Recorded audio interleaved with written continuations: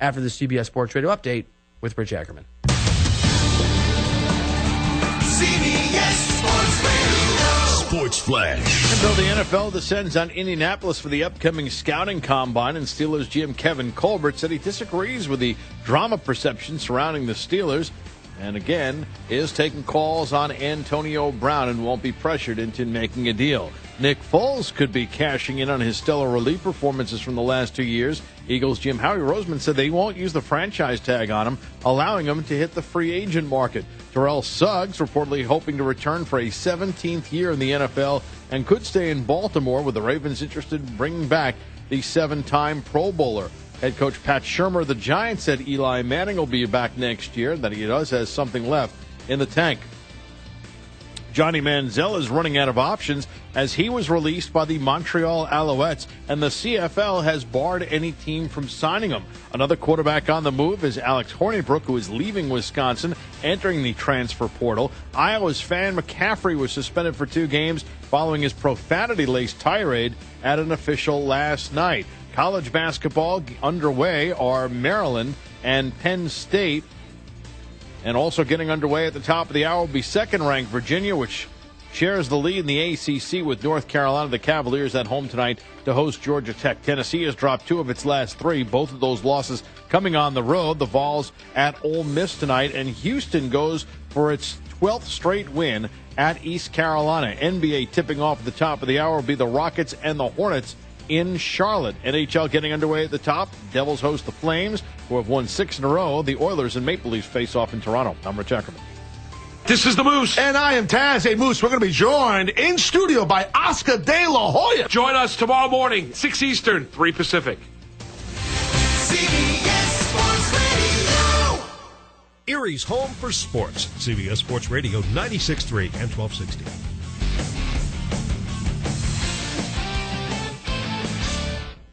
At Farmers Insurance, we know every windshield collision has a unique sound.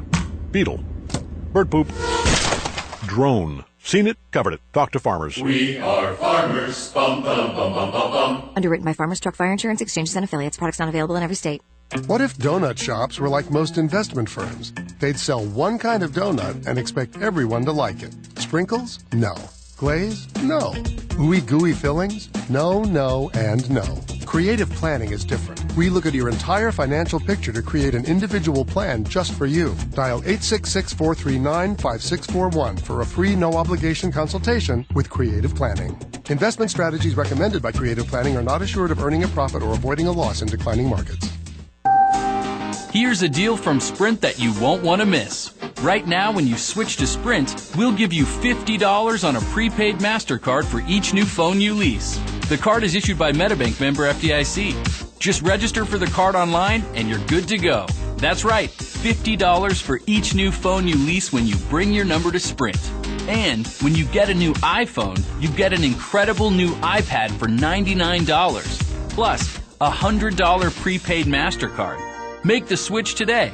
And don't miss all the other great deals you'll find waiting for you on Sizzling Sprint Saturday.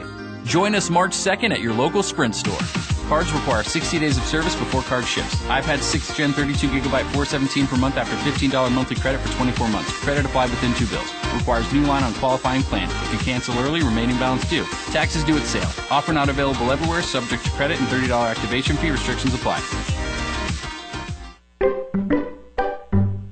At Farmers Insurance, we know a roof can withstand a lot. One exception being an airborne car. Seen it, covered it. Talk to Farmers. We are farmers. Bum, bum, bum, bum, bum, bum. Underwritten by Farmers Truck Fire Insurance Exchanges and Affiliates. Products not available in every state. Early Connections Erie is a nonprofit organization. We support the success of young children and their families through leadership, advocacy, and quality programs in early care and education. We have 6 high-quality programs throughout Erie County. We serve children from 6 weeks old until 12 years old. All centers participate in the Keystone Stars. We have individualized programming to meet the needs of every child, including 3 inclusive classrooms. We have pre-K counts programs, summer programming, before and after school programs. Transportation is provided for some programs, along with meals and snacks. Are you thinking you can't afford Early Connections? Tuition assistance is available for eligible families. We have CCIS that we accept, and we also have other streams of funding that might be able to help you. Please log on to earlyconnectionserie.org to learn more about our programming. Let's have all of our children throughout Erie County be ready for success in kindergarten and beyond. Early Connections creates lifelong learners, one child at a time.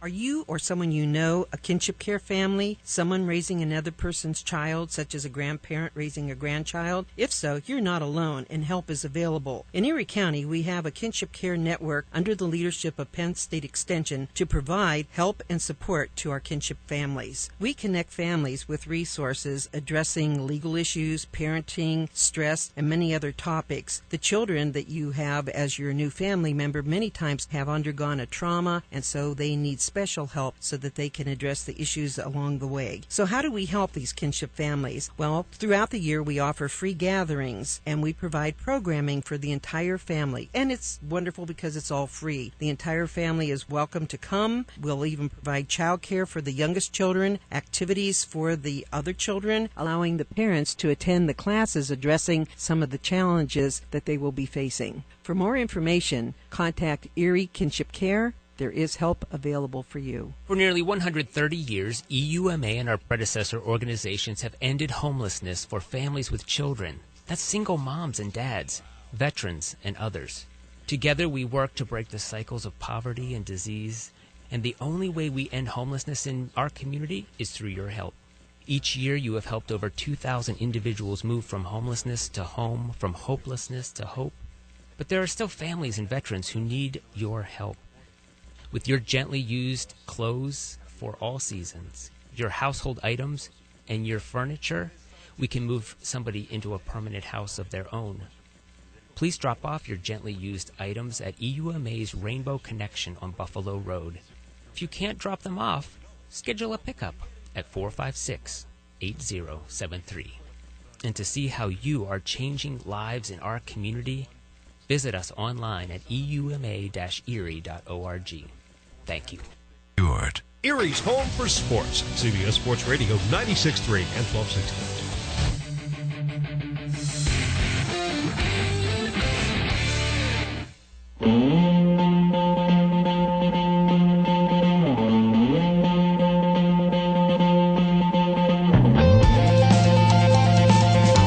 When he's right, he's right. Kevin Durant is telling us who he is, and we need to listen. He's really talented, really thin-skinned, really insecure superstar who can be nice and charming when he pulls you aside in the media, but if you dare to say something critical of him, it's an outrage against society, and the earth must shake from the will of God that one of his angels would be so tarnished. You're listening to Righter Than You with Bill Ryder. Welcome back into the show. I think DiBenedetto really likes that one. Thank you for, I do too. I like being mean to people that deserve it. It's just true. That's not true. I just like telling the truth, especially when other people won't do it. And Kevin Durant needs to hear it. Hey, Boston media, apply that same scrutiny to Kyrie. Hey, Lakers media, I know it's hard. Gotta be hard on LeBron. And Knicks media doesn't need any advice. When Durant gets here, they'll celebrate for about 3 days. And that is going to get really ugly. And that's the thing is, and that's why, I think that's the other reason I really like, I just loved watching that Thunder Nuggets game last night. It was weirdly joyous for me. I don't have a dog in either, in that hunt. It doesn't matter to me, really, emotionally. I like Oklahoma City a lot. My brother was born there. I lived there as a kid. I like Denver a lot. My brother, that same brother, lives there now. They're both really good teams. It was cool to watch two great teams with different kinds of star power, because the Nuggets are so deep, just play the right kind of basketball and being rewarded for it. And that's the thing about the modern NBA that, and again, I'm guilty of this. LeBron stories, which I think is worth talking about. Kyrie and the flat earth. Melo, all the drama.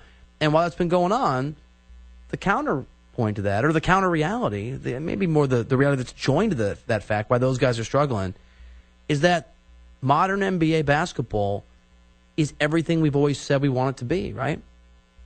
It's teamwork, it's defense, it's selflessness in the sense of ball movement, and guys that like each other and play well together are the ones that win. All the lessons we got taught in kindergarten, when they're applied in adulthood with NBA teams, it leads to excellence and greatness. Here's a scary thought. Think about this with Denver. I want to play this sound.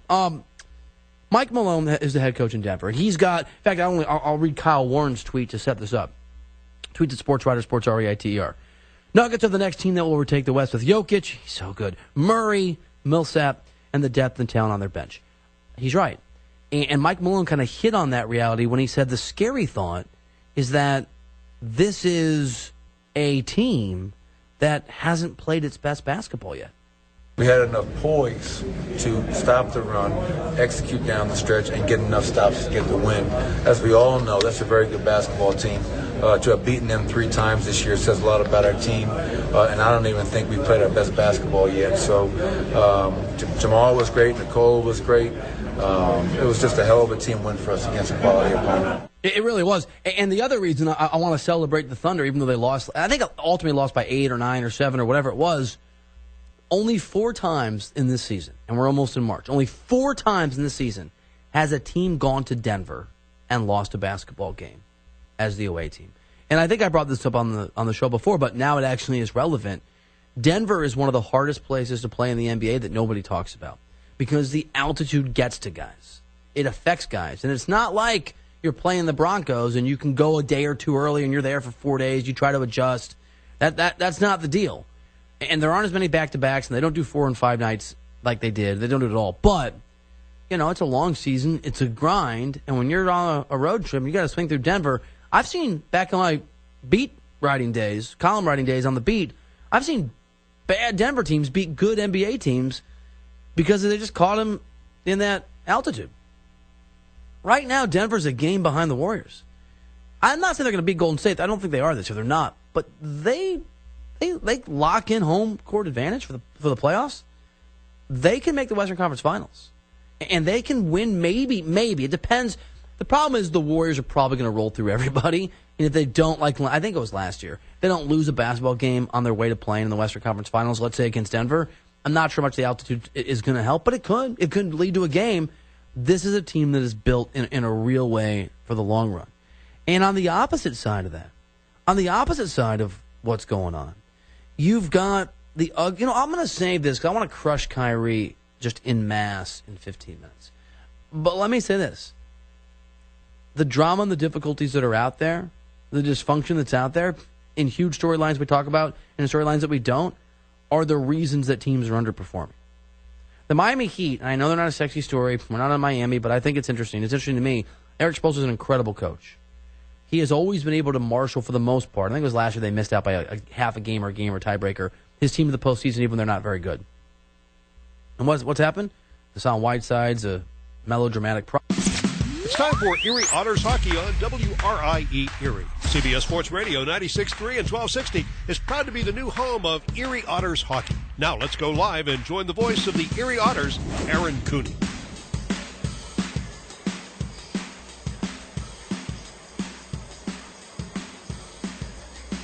Playoff push underway as the Erie Otters took to the road this last weekend. A loss in Guelph against a Storm team that's loaded up for the deadline and looking to make moves heading into the postseason. They found their way against the Erie Otters in victory, and that sent the Otters on a loss to visit the Owen Sound Attack. The Otters upped the challenge, as I know they needed a victory to stay in the conversation, and on the road it's been tough, having lost 6 straight games at the Harry Lumley Bayshore Community Center during the regular season. Erie would need to find their way in that building that has haunted them, just like the Budweiser Gardens over the last 2 years, as they went and saw the Owen Sound Attack for the final time on the year.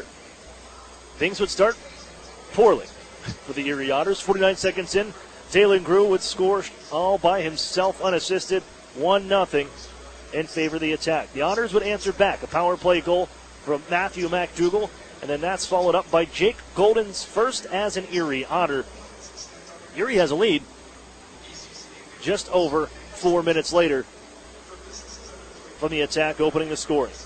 However, Owen Sound will get a power play opportunity of their own, making it a 2-2 hockey game to send us into the second period, where the Attack would find themselves on the attack and claim the lead once more, 3-2. Duff can pick it up, work behind his own net. Cross check by Cade Robinson. They steal out in front. Popoff, hands off. They score. It's Kerwin. 3-2 Owen Sound. They're back up by 1 as former Erie Otter Cade Robinson burns them again.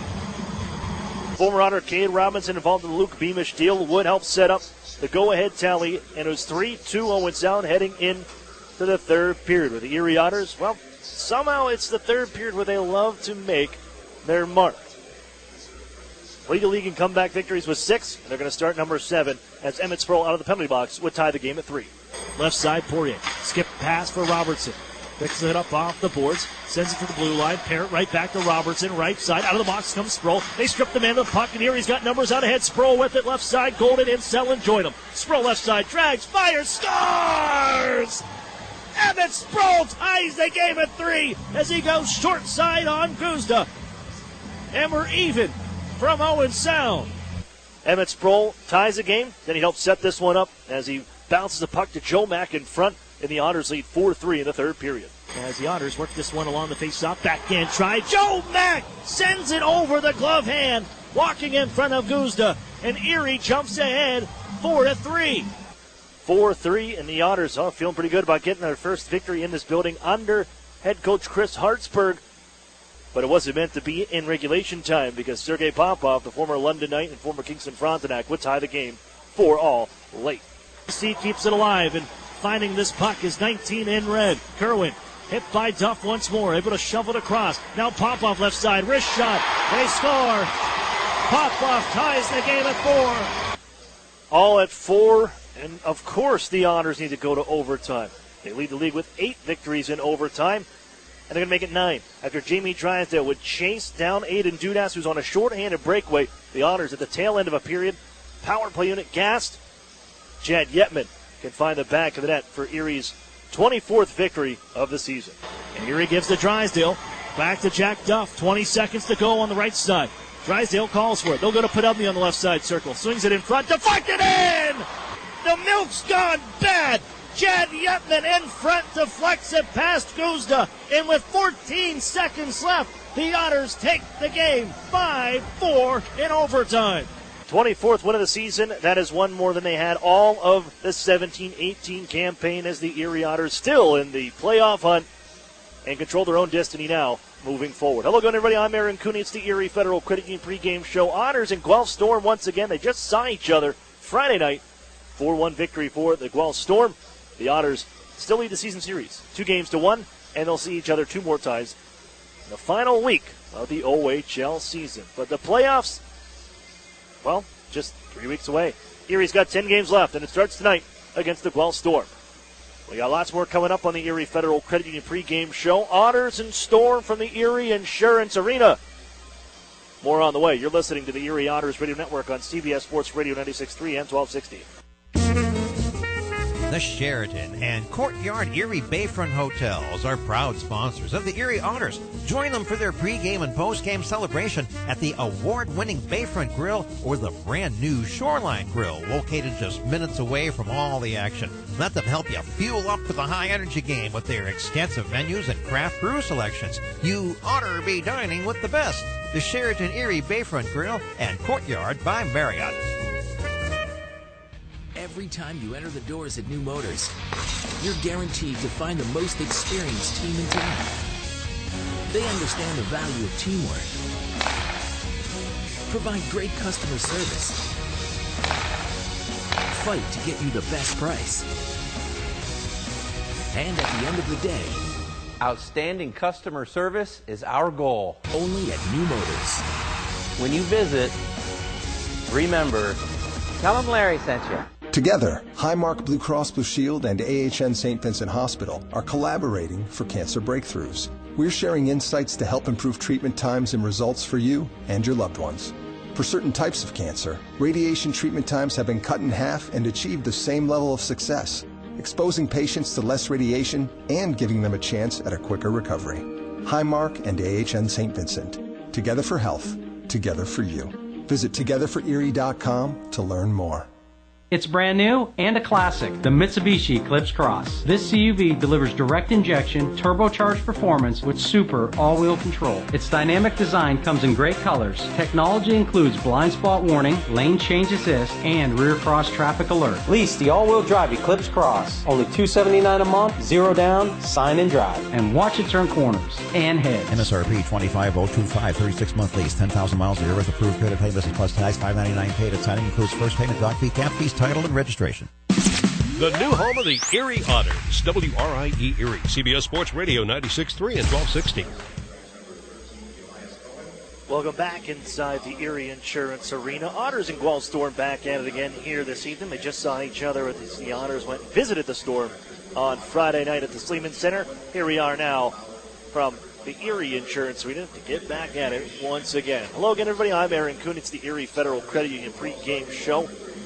Big one here tonight. Of course, Midwest Division meeting between these two teams, and the Otters, who have won the first two meetings, dropped Friday nights in Guelph. Still 3 more to go, including this one.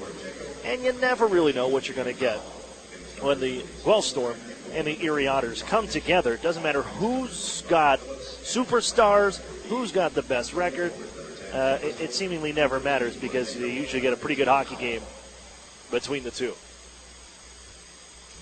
Let's look at tonight's Marsh & Marsh Real Estate Services lineup as the Otters will once again go with Cole Ceci as he's making his 4th straight start for the Erie Otters. Dan Murphy still not ready to go. We'll get an update from head coach Chris Hartsburg about that a little bit later on during the broadcast. As with Dan Murphy, just asked about him, what kind of an update? Well, they're just waiting for him to get 100%. Erie's just same thing with Hayden Fowler, waiting for him to get 100%. So let's look at our scratches for the Erie Otters first. As Cole says, yeah, he will get the net. 6-11-2-0. 4.43 goals against average and 8.67 save percentage for the overhead goaltender out of Ottawa, Ontario. Scratches tonight include number 13, Elias Cohen. Number 14, Hayden Fowler. Number 25, Marcus Gillard. Number 49, Luke Beamish. And number 74, Noah Sador out for the Erie Otters tonight. That brings us to our UPMC injury report. Hayden Fowler will miss a 39th game here tonight. Still out with the fractured clavicle. Has been out since November the 14th. That all taking place on the school day game here from the Erie Insurance Arena when the Otters hosted the Kitchener Rangers. So they're waiting for him to be 100% before he can come back to the lineup. Elias Cohen, a healthy scratch. Marcus Gillard, a healthy scratch. Luke Beamish will miss a 34th straight game out with an upper body injury. And Noah Sador is a healthy scratch for the Erie Otters. For the Guelph Storm, another host of scratches for the Storm. They're 33, 16, 6, and 4, 76 points on the year. Second in the Midwest Division and 4th in the Western Conference right now. They have clinched the playoff spot. A victory over the Erie Otters on Friday last week got them in. Well, clinched, you kind of knew they were in, but it was official. They're in the dance. And, well, a chance for them to climb as high as 3rd. It's going to be difficult to chase down the London Knights, 13 points behind it. For the top spot in the Midwest Division and the Western Conference, but that's going to be tough to catch up to. But the Saginaw Spirit loom just 7 points ahead of the Guelph Storm, so they still have positioning to battle for. The Saginaw Spirit, or the Guelph Storm, trying to catch the Saginaw Spirit in the conference standings. Anthony Popovich will get the start once again, 27-11, 5-2, 3.25 goals against average and a .901 save percentage for the 19-year-old goaltender from Belleville, Ontario. Coming off a victory last night as the Guelph Storm went into London. They gave up the first 2 goals of the hockey game, scored 7 of the next 8, and went on to roll over the London Knights 7-3, a final, including a burst 4 in the second on their way to the victory. And none of those special teams goals. They're 0 for their last 9 on the power play, the 4th-ranked power play in the league. Scratches for the attack include number 1, Tanner Wickware, number 3, Stephen Grant, number 8, Cam Hillis, number 12, Keegan Stevenson. A lot of injuries here in this group. Number 17, Pavel Gogolev, number 20, Ben McFarland, number 24, Matthew Pape, out for the Storm. We got to take a break. When we come back, we're going to hear from Matthew McDougall. Otters forward coming up next. You're listening to the Erie Otters Radio Network on CBS Sports Radio 96.3 and 1260. Jerry just gradually got worse and worse. Our doctor said the only thing that could save you is a live donor. Karen's husband Jerry had end-stage liver disease and needed a transplant. Our oldest daughter said, "Dad, I'm a match, let's do this." UPMC is the only hospital in the region that does living donor liver transplants. UPMC saved all of our lives. My girls still have their dad. I still have my sweetheart. I didn't choose to have my liver fail. I did choose UPMC. Every time you enter the doors at New Motors, you're guaranteed to find the most experienced team in town. They understand the value of teamwork,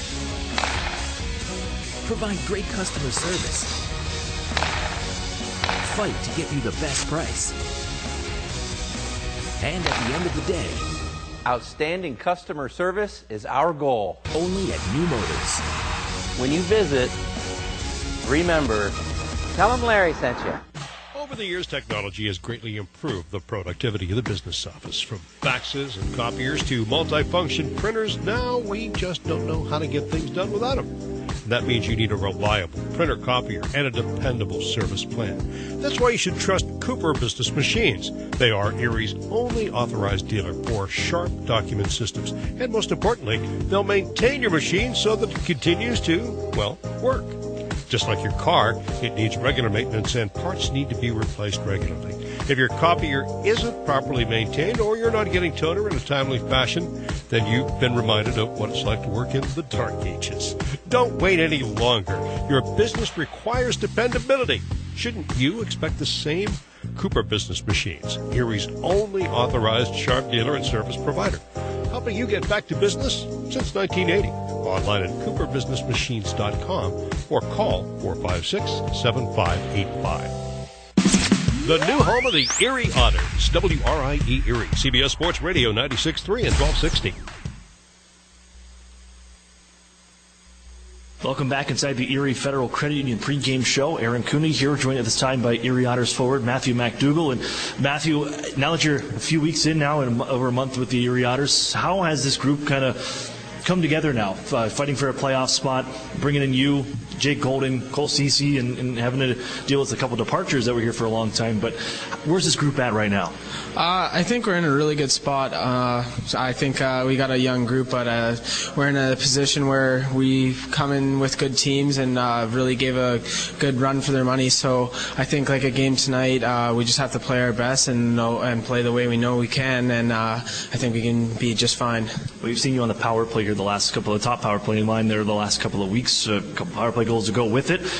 Making that switch, coming in on the power play, what was what the coaching staff say to you to bring you on and put you on that right side? I guess it was just I got that one goal against London, and then they wanted to put me in on full time, I guess. So they kind of just saw and told me that they want me to use my shot as best as I can. So just trying to do that and help the team in any way I can. And with this coming into another game against the Guelph Storm, you mentioned this, your group has been able to give teams a run for the money that may think they can walk all over you guys. I know last week you didn't get the result you're looking for against the Guelph Storm. You get another chance at them again here tonight. You guys played a pretty good game, it looked like, Friday. How do you replicate that again? Yeah, we did play a good game, and I think just to replicate it, we can't be nervous and can't, in our minds before the game, lose a game. We have to know that we can win and go into it with a winning mindset. So just go out, play our game, make sure that we make little to no mistakes, obviously, against a good team, because it can come back to hurt you. So honestly, if we just play our own game and do everything we can, we'll come out with a good win. Now, I know you, the Otters, are trying to chase down the Windsor Spitfires, your old team. Is there any chat back and forth with some of your buddies there? You got the Otters have 2 games in hand. You kind of control your own destiny for the postseason. Any chat back and forth that, hey, we're right behind you? Yeah, well, I've been talking to a few of the guys, and they're getting a little nervous, but it's funny to see how things change, and then you're the ones fighting for the last playoff spot, and so it will be good to see. All right, Matthew, thanks for this. Appreciate it, and have a good time here tonight. Thank you. That's Matthew McDougall for the Erie Otters. Face-Off is next. You're listening to the Erie Otters Radio Network on CBS Sports Radio 96.3 and 1260. Together, Highmark Blue Cross Blue Shield and AHN St. Vincent Hospital connect care managers and personal doctors to simplify your care and give you peace of mind. We're teaming up to make sure members with complex health conditions like diabetes and heart disease have a dedicated care manager working with their doctors to make sure they get the right care in the right place at the right time. Highmark and AHN St. Vincent, together for health, together for you. Visit togetherforerie.com to learn more. When you have a great name you can trust, you know where you can get a great used car with guaranteed credit approval. Erie Auto Credit, the home of guaranteed credit approval 100% of the time. Stop in today or go to erieautocredit.com.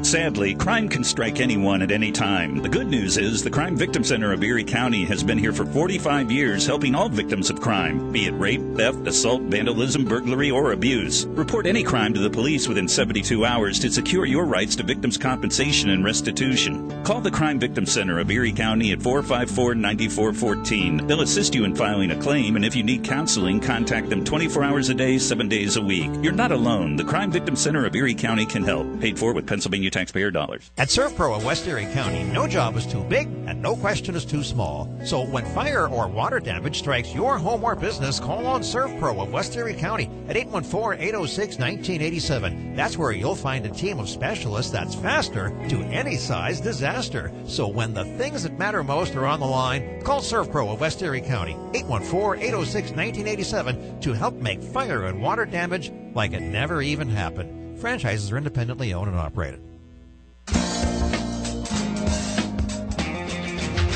When you need a loan and you don't know where to get it, you gotta call Erie Auto Credit, Erie Auto Credit, and ErieAutoCredit.com. The new home of the Erie Otters, WRIE Erie, CBS Sports Radio 96.3 and 1260.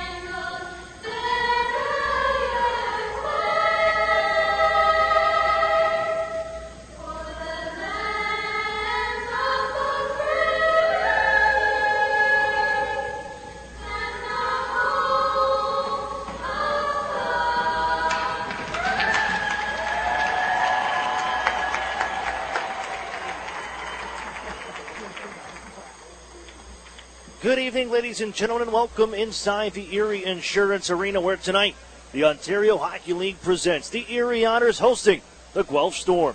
Hello again, everybody. I'm Aaron Cooney. Thanks for joining us here on this Wednesday night. 2 games in action here this evening. A final from earlier today here as the Ontario Hockey League makes its push for the postseason. 10 games left for the Erie Otters. And a schedule that is difficult as they trail the Windsor Spitfires by 4 points. But they have 2 games in hand and essentially can control their own destiny. But of course, making a little bit of help would go a long way for the Erie Otters. In those 10 games, including this one, 9 of the teams that they face are above 500, with 4 of them sitting at 5th or higher. So the challenge is definitely an uphill battle for the Erie Otters, trying to get into a playoff spot. But it starts tonight as they host the Guelph Storm. Erie has won 2 out of 3 meetings. The Storm winning the last meeting recently, just this past Friday, 4-1 at the Sleeman Center as we get underway from the Erie Insurance Arena. It's going to be guided into the Erie zone from the right side. Trickles down to the near side corner as Toropchenko chases after it. Moved up the boards, out to the point. Gordeev has one that's sent to the goal. Deflected away by Jack Duff. Nudges up the boards and furthered by Podubny out the center ice, where it's corralled by Marcus Phillips. And the Storm once more to the zone near side. Mackenzie Entwistle will tuck it in after they played last night. 7-3 victory over the London Knights. They gave up the first 2 goals and scored 7 of the next 8 on the way to the victory. As this one trickles in on goal towards Cole Ceesay, who was making the start once again for the Otters. Able to stick it onto the near side corner, where Chad Yetman onto the far side. Taken off of his stick by Nick Suzuki. And then back behind the Otters net, still battling for this puck. It's Drysdale against two members of the Storm. Erie plays it up the near wall, but it's grabbed by Guelph. They hold at the line. Stemarukov, who still came out here and playing this hockey game after a vicious head or check up high by William Lahead of the London Knights last night. Left the hockey game at 10 stitches, has a broken nose, but out there playing tonight. And it's sent onto the near side corner of the Otter zone. Still Erie chasing after it. Stemarukov will twist and hold on. The near side boards. The Otters Drysdale can take it. Hoisted out ahead, looking for MacDougall. And finally, this puck will cross inside Guelph's blue line by the Otters. And finally, onto the far corner. Battling is MacDougall. On for the Otters' Maxim Gola. Twists away to the near side. Joe Mack calling for it. Can't take the pass as the Otters bring it up the near side and drop it off for Henry to rattle back down the near wall. Joe Mack battles there. A goal in the Otters' last game, a 5-4 overtime victory over the Owen Sound attack as back comes Guelph the other way. Wrist shot just missing wide from the right circle. Hits off the near side corner. On back to Guelph territory we go. Moved here by Owen Lalonde. Spun out to center ice as Jake Golden looked to track it down. He's poke checked by Cedric Ralph, who hands off to the circle. Camiso can't get a shot away. As it's played towards the near side circle, the Otters pick off that pass, and Brendan Hoffman out to center ice right side with Emmett Sproul, who's just a stride ahead of the play, and the whistle sounds. 17:44 to go in the first. Just getting underway from the Erie Insurance Arena. We're scoreless in the first period. The Otters have Cole Ceci making his fourth straight start. Daniel Murphy not quite 100%, so he will not play tonight. Good enough to back up, as we'll get an update during the broadcast from head coach Chris Hartsburg during the UPMC intermission report. Ceci 6'11", 2-0, a 4.43 goals against average and an 867 save percentage. He stopped 31-35 on Saturday night from the Harry Lumley Bayshore Community Center. The Otters' first victory there in 6 tries under head coach Chris Hartsburg. Storm with control in the Otters zone and send a couple wide as Lalonde puts it onto the near boards, held in by his his line mate, defensive partner in Hanley. And back down low, they battle for it. Poked by Joe Mack, loose, and off goes Emmett Sproul. 2-point night the other day against the Owen Sound attack. Able to push this one into the zone on the left side before the attack take over. Erie changing behind the play as Jack Hanley moves there right, snapped out ahead to be ramped in by Torovchenko, and off go the Storm on a swap. 3 minutes off the clock. Erie controls. Brendan Selin on the right side. Had an assist as well for the Erie Otters. Now Daniel D'Amato cruising through the neutral zone. Charges in left side. His shot. That one off his stick. Never made an on goal. May have gotten a piece of it from Popovich, who makes the start tonight for the Storm. Erie back behind the goal of the Guelph Storm, and D'Amato cycling along for Brendan Selin. Has Gritz in tow. Gives to Gritz. He has some room here. Walks on in. Tries to jam one in. And a stop for Popovich, who holds on. 3 minutes and 28 seconds off the clock. Otters and Storm at it once again. So the playoff picture for Erie, yes, 4 points behind the Windsor Spitfires for the 8th seed. And 6 points behind the Sarnia Sting, who they see Saturday here in this building in a major hockey game for both teams, as, yes, the Sarnia Sting also jostling for playoff position. With Erie trying to climb into the dance. And with 2 games in hand on the Windsor Spitfires, they have the opportunity to do so, but it will take some good hockey and beating a couple good teams, as they will see Guelph 2 more times. They got London on Sunday, Mississauga twice, Kitchener twice as the Otters look out. Cough this one up. Ratcliffe walks on in, goes to forehand, tries to slide it through the 5-hole, and a good stop by Ceci as he robs the hot stick of Isaac Ratcliffe. Storm still with it at the right point. They find Suzuki on the near side to the blue line, held in by Gordeev, pulled it in front off the stick of Jack Duff, and harmlessly that deflects wide. And Erie can push this out to center ice. Off the stick of Chaika, and Gordeev takes over once more. Into the zone they come with Ratcliffe left side, who was just denied on a great chance. After the turnover by the Erie Otters, better save from Cole Ceci. They'll play it out the right wing side. Suzuki turned around right in front of the Erie bench. Furthered in by the Storm as the Erie will begin a bit of a change now. And it's Chad Yetman on right side with the handle. Ducks around. Samarukov walks in, tries to pick it up on the other side of a defenseman, and that's taken off of his blade. Nicely grabbed by Sean Dursey. Erie rattles one high and wide. Kishnik just holding in, but allows the Storm to pick this up, and out the center they go. Swept in by Cedric Rout to the near side. Roberts back behind the Erie goal. Kishnik battles with him. And two in goal now takes the handle. The pass from his partner, Jake Golden. And Yetman can bounce this up the near side wall, but not out. Look out. They got numbers down low. Camiso shoots, save made. A rebound in front, just over the stick of Zach Roberts, and Erie can clear the puck up to the line, but it will cross. Is nearly kept in for a second as Camiso giving trouble to Matthew McDougall. They do play it in. They'll use that opportunity to change with 5 minutes and 10 seconds off the clock here.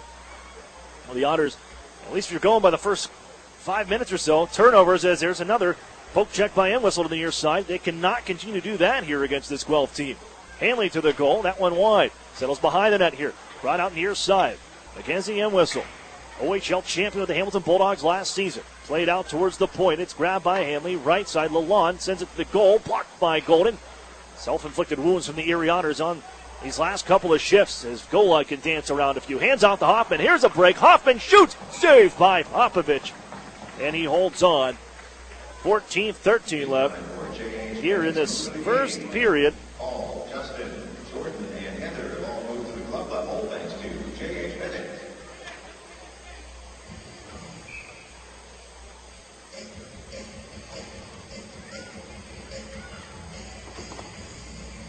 The face-off will be to the right of Popovich. And the Otters, their second shot on goal of the night. But they have been a little careless with the puck inside their own end as they look to clean that up. We'll talk to Chris Hartsburg about starts to hockey games as well. Erie has had a bit of a difficult time in first periods in getting to their game, if you will. As Guelph works it out left wing side and into the zone once more. Now Manico Camiso wiping out his Drysdale. As taking the handle here is Guelph once more into the Otters' end. Emmett Sproul trying to clean things up. He'll send it onto the circles. Joe Mack right back to Sproul. Head of steam out to center ice here, but he has it poke checked away right at center. That was by Sean Dersey. And Sproul will reset from his own end. Just kind of lost the handle as he was speeding out to center ice. And here comes Guelph in right side. Shaka. And it's fed behind the net. Being moved by Guelph as they spin along the near side. Dersey in on the play. Spiked up into the air and out of play by Schnar as he just hopped in from the bench. And another whistle here. A face-off will come inside Erie territory and to the right of goaltender Cole Cece.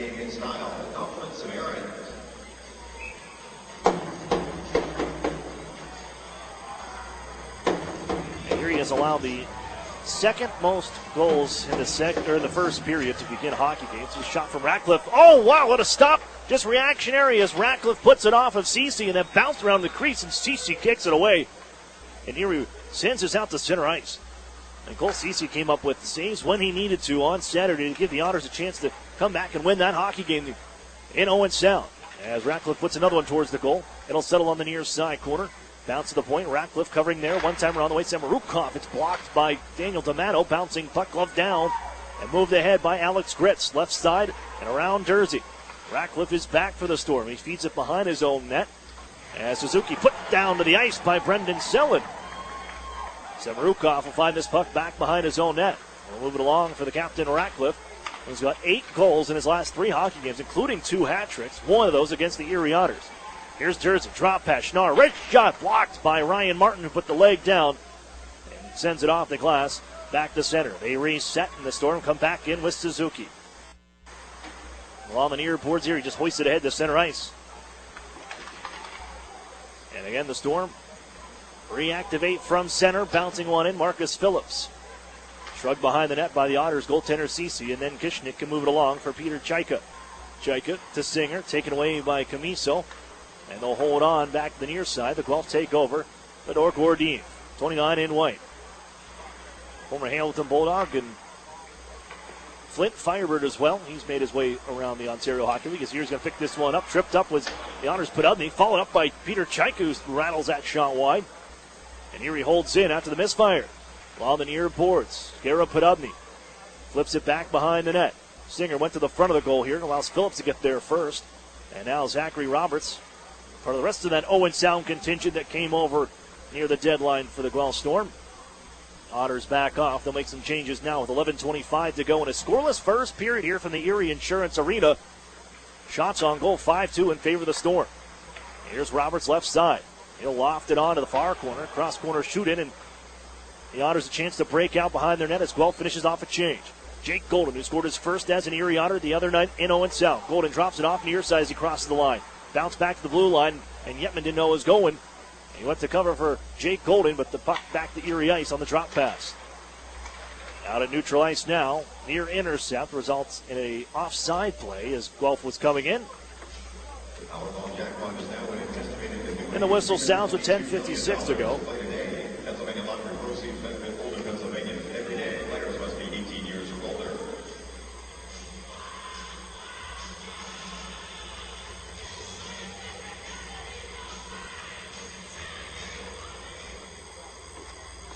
Neutral zone draw. Otters control after it. That's another thing Erie did over the weekend. They did well on face-offs, especially situationally when it's PK inside the defensive zone. Even when it's some offensive zone draws, it resulted in offense as well. Here's Twarchenko off the center ice. The Otters will continue to grow on that department as well as they get older. A pass blocked by Erie, and a break for the Otters as Yetman cruises into the zone right side. Hands off across the zone. Wrist shot scores! McDougal scores! And the Otters take the lead 1-0.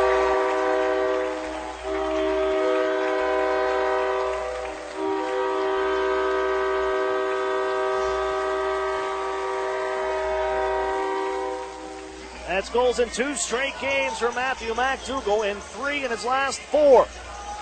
And after the Otters created some havoc in their own zone with turnovers, they cash in with the game's first goal. Beautiful pass across the zone for Chad Yetman. McDougal finishes it off. 1-0 Erie from the Erie Insurance Arena. That's .50 for Chad Yetman on the season. 3-point night in Owen Sound. Give him his 31st assist and 50 points on the season. You talk about improvement, looking at how this team is, where they've gone from last year to this year. Yetman, 16 points, 9 goals, and 7 assists in 17-18. 50 points this year, and near 20 goals scored. You look up and down the lineup with that. Emmett Sproul in his second year, 31-point year. He's doubled his output and then some as well. As Semerukov looks to get this one back. Worked along the near wall for Kerwin. Into the corner, danced away with Semerukov. He holding at the blue line, he does so. And right side Jersey in some trouble. He's got 3 goals over his last 2 games. And then give down low for Schnarr. Back to Sean Jersey. Floats it back down to the corner. Ratcliffe takes over, bounces it to himself. And in behind the net here. 1-0 Erie Otters in the first period against the Guelph Storm. Here's Nick Suzuki, around one man, walks on, dances it off, and it's chipped into the net by Ratcliffe. Not a lot of room on the near side post, and he knocks it out of midair for his 46th of the season, and Guelph evens it up right away.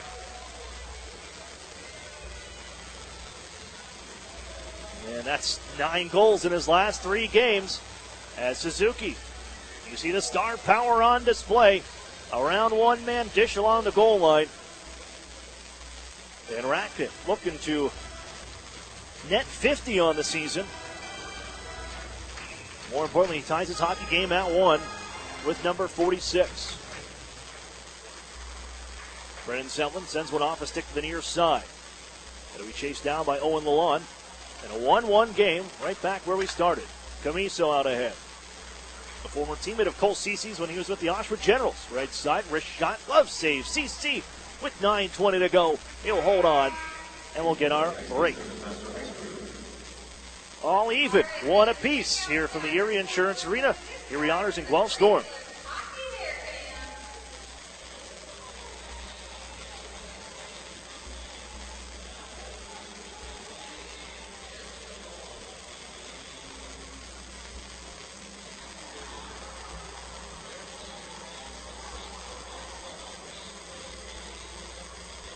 Real food, real beer, real historic atmosphere. That's what you'll find at the brewery at Union Station. Erie's original brew pub and restaurant located downtown at 123 West 14th Street. That's the brewery. Proud sponsor of the Erie Otters and today's media room caterer.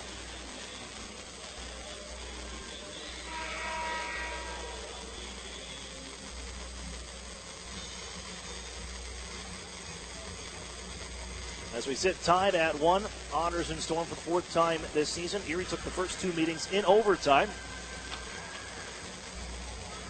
Guelph the victory with 4 unanswered goals this past Friday at the Sleeman Center after the Otters went up 1-0.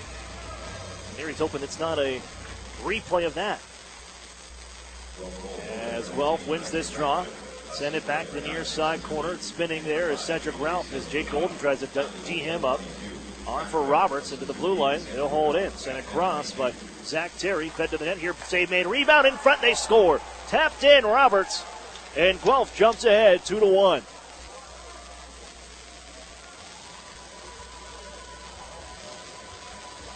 Low shots from the point. Rebound in front.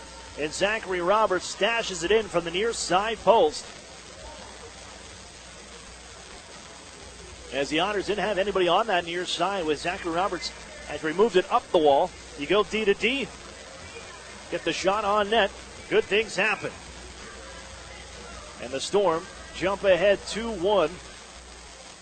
All this happening quickly after the Otters took a 1-0 lead on the McDougal goal at 9:34. As a hit right at center ice. And collision, Jack Duff mixed involved in that. Down goes Liam Howe, and as the Otters send it to the near side, and in down deep for Chaika. Poked off of his stick, and the Otters, they'll stay after it. Dan Singer able to jam that one loose, but the Storm able to move it with Phillips, and out to center, fed in by Entwistle. And chasing now, Jack Duff to the near side. Really got involved physically, Jack Duff, and his body at 6'3", 206. That was Saturday night in Kingston, or rather in Owen Sound. He had a lot of big hits in that hockey game. As the Otters feed it in front here, jammed wide, bouncing puck in front of Popovich, and Garrett Podubny sends that off the mark. Podubny will chase to the far boards as he's hit along the wall by Phillips, and off go the Storm with the handle. And Suzuki around Duff, right side, send it to the goal, and it splits just wide. And Duff will put him along the boards as well. Tie up to the near side. Duff without a stick right now. As they feed it out towards the point, Sean Dersey unable to hold in, gets an Erie Insurance Arena bounce off the dasher. As the Storm have to reset, Zamarukov rips it in. Suzuki right side. Down low once more, taking over. Nate Schnarr leads his team in points on the season with 86. Zamarukov shot blocked by Yetman, and Erie picks that up.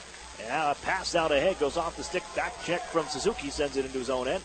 Intended for Chad Yetman on the play, as Max Golod couldn't find him. Drysdale will hold in from the point. Slap shot, stick save, Popovich. Held in by Henry. Now he'll slap it down low. Off the end boards, nearly bounced in front, and Dersey can guide it along to the right side. Scoop it up with possession and softly send it ahead and into the Erie zone as Drysdale takes a stick up high.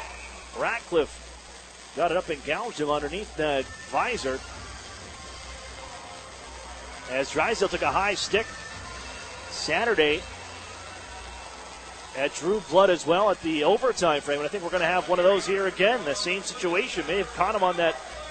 He had a bit of a scab on his chin from being cut open Saturday night in Owen Sound in overtime. And Ratcliffe draws blood here, so that'll be a double minor. And the Otters power play takes the ice, a chance to tie it up. Double minor Ratcliffe for high sticking. And a 2-1 game. Otters down one. Jack Duff, or rather Drysdale, will have to go off for repairs as Duff replaces him on the power play now. 10 seconds off it. Erie will scoop this up behind their net. Here's Duff right side.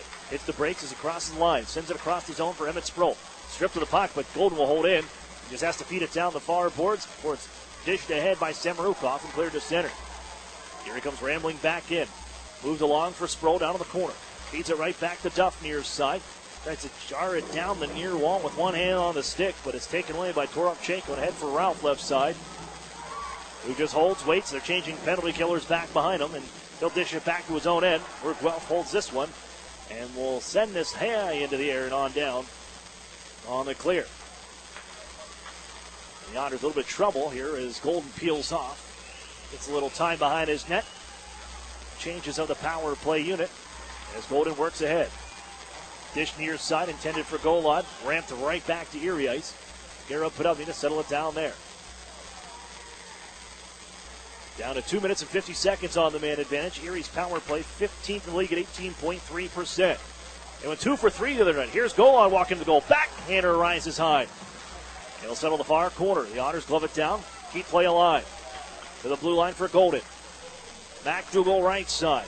Holds, fires. Stop made by Popovich, as McDougal has 2 power play goals over the last 3 games coming into this one. Golden on the center point area. Hands off. McDougal waits, holds, fires. That one's blocked. In front of Gordeev. Erie, here's Podubny's shot. Blocked as well. And ripped off the boards by Schnarr on the clear. 5:22 to go in the first period. 10 seconds left in the first penalty.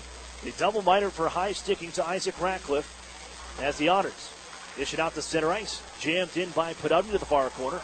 We blasted around the horn by Hanley, and Erie can read that play as McDougal keeps it. Here's Maxim Golan on the near side. Trying to sweep it up the near side boards, intended for Duff, picked off by the Storm, and they float it down the ice. Into the second part of this double minor. Toropchenko puts a check on to Jack Duff. Erie finds it near side. Sproul to Peter Chaika, the Otters. Flying down the right wing side, 72 and goal, cuts across the zone. Almost ran into his own man, and that puck is flipped over the far boards and on down ice once more on a clear by the Guelph Storm. 13th ranked penalty kill unit at 78% for the Storm. And the Otters right now without Jamie Drysdale. He's off for repairs after taking a stick up high. That drew this penalty with Ratcliffe in the box for another minute 15. Tie up down all along the end boards. Fished out. Played near side. Guelph will get their first one hit on the stick to be guided ahead by Suzuki, and he'll pick it up with Ralph. 2-on-1, Ralph left side. Looking for Suzuki. Look out.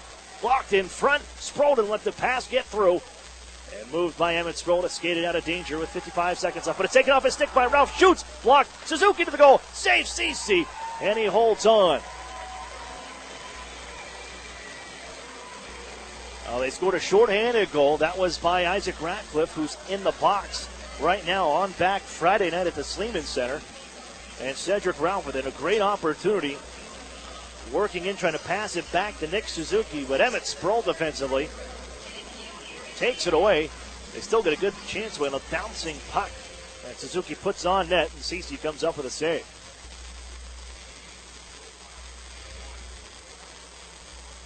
Jake Golden with the handle. Face-off won by Erie. And he'll lead the charge to center ice. Ripped in on the far side. It was partially blocked. And then again, back down on the dump to Erie ice. Half a minute on the power play left. The Otters 0 for 1 as the first 2 minutes expired. As they sauce it right side, McDougal tucks it into the zone. Camiso on the near side. Ramming around the wall. Going to get out? No. Caught off by the skate of Garrett Podubny. Holds now. Drags to the middle of the ice. Shoots. Save, man. And a good one by Popovich on the shoulder. But for the Otters, it's one and done as the rebound scooped up and cleared by the Guelph Storm. That'll bring us down to the final 5 seconds as Guelph about to kill off this double minor to Isaac Ratcliffe for high stick. Out to center ice go the Otters. Down 2-1. And Daniel D'Amato will chase back behind the net. After the dump in, couldn't pick it up. As getting there first was Marcus Phillips, and on ahead to center ice. Erie, a little takeaway. And sent back in deeper. Removed by their goaltender, and Anthony Popovich. Now Hanley from the left side to Isaac Ratcliffe. Man open on the right wing, just a little bit ahead of Toropchenko, but he'll flag it down on the race. And carry in behind the net. Planted off the glass by Curtis Henry. But back with the handle is Nick Suzuki. The blue line for Phillips. Overskated here. And Erie has it spiked away from Daniel D'Amato. Suzuki will cover this one up. Moved back to his natural center position here. That was back last week in Erie, or against Erie in the Sleeman Center. Playing with Isaac Ratcliffe and Nate Schnarr, as they couldn't get a piece of that one. As the Otters, well, it would have been an icing call. But it popped out in front. CC forced to make a play as he smothers it with 2:11 to go. Face off inside Erie territory. The Otters trail 2-1. Storm ahead. Erie opened the scoring on a McDougal goal, his 13th of the season. Then Ratcliffe under a minute later. And then Zachary Roberts 35 seconds after that. Storm running a 3-game winning streak coming into this one. Victories against the Erie Otters last Friday. And then against the Flint Firebirds, and last night, after they beat the London Knights 7-3, they came into Erie, avoided, what we've discovered is some wintry weather that has made its way through around as the Otters are going to take a penalty here. Jack Duff put the body into Zachary Roberts after he shot the puck in from the right side, and he flipped him low in a tripping call. To Jack Duff with 1:51 left in this first period. The Otters PK unit takes the ice.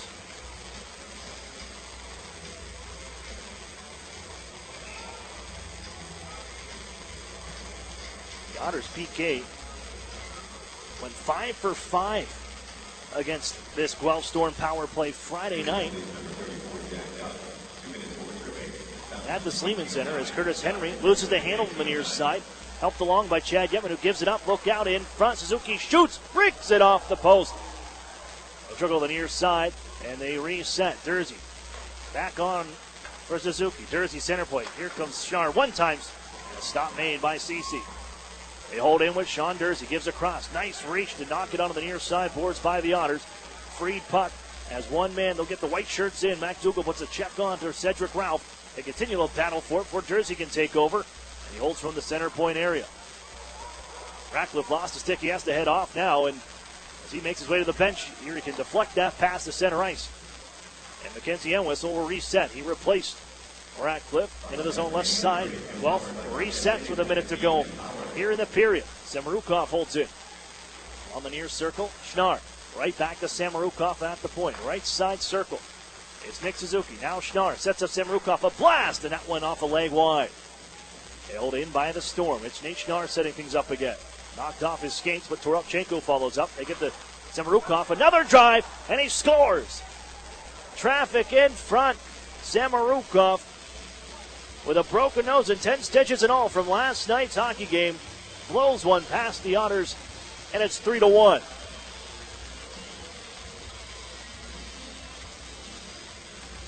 Well, you weren't sure after watching the hit last night. He didn't finish that hockey game in London. Weren't sure if he was going to make it in and play this one. But he unleashes a bomb from the center point, and the Storm go ahead 3-1 as they snap an 0-for-9 power play skid over the course of the last 3 hockey games.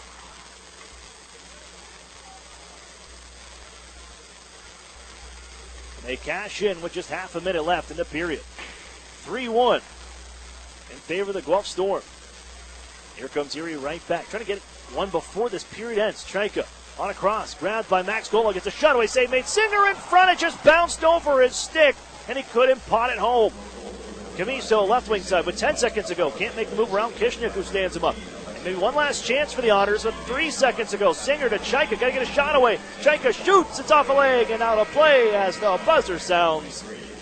And we have ended the first period. The Otters open the scoring just like they did Friday in Guelph. But it's been 3 straight goals for the Storm. Ratcliffe, Roberts, Samarukov, and the Erie Otters trail 3-1 after 20 minutes of play. We'll be back with the UPMC intermission report. We'll chat with head coach Chris Hartsburg right on the other side of this break. You're listening to the Erie Otters Radio Network on CBS Sports Radio 96.3 and 1260. As a CEO, I want the best from our employees. In return, they want the best from their company, especially when it comes to their health benefits. That's why we choose UPMC Health Plan. It gives our employees in-network access to the best doctors and hospitals, including the world-class care of UPMC. And the best part? It's affordable for all of us. For the quality, affordable coverage your company deserves, here's the plan, UPMC Health Plan. With the new Express Sports football and car racing from the Pennsylvania Lottery, you can play your favorite sports at participating retailers, bars, and restaurants. Make your picks on your placelet, like touchdown pass on the 3rd play, or the first 3 cars to cross the finish line, and watch the fast-paced lifelike action on the big screen. With drawings for cash prizes every 5 minutes, there's never a dull moment. Come on, come on. Yes! Express Sports from the Pennsylvania Lottery.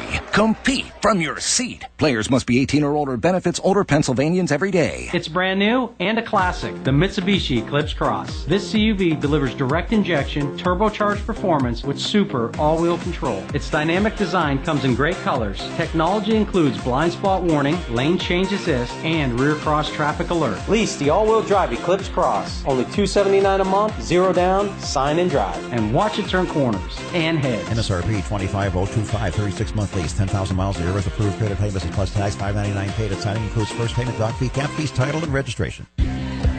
Okay, we're going to keep this quick. Because at Blaze Pizza, artisanal quality at crazy fast speed is what we're all about. Fresh dough made from scratch daily. Walk the line and choose any toppings you'd like. It's all one price. Then it's just 180 seconds in our blazing hot oven for fast bar perfection. That's Blaze Pizza. Sound good? Then come check us out and build your own pizza at Blaze Pizza. Peachtree Square in Erie. At ServPro of West Erie County, no job is too big and no question is too small. So when fire or water damage strikes your home or business, call on ServPro of West Erie County at 814-806-1987. That's where you'll find a team of specialists that's faster to any size disaster. So when the things that matter most are on the line, call ServPro of West Erie County, 814-806-1987 to help make fire and water damage like it never even happened. Franchises are independently owned and operated. The new home of the Erie Otters, WRIE Erie, CBS Sports Radio 96.3 and 1260.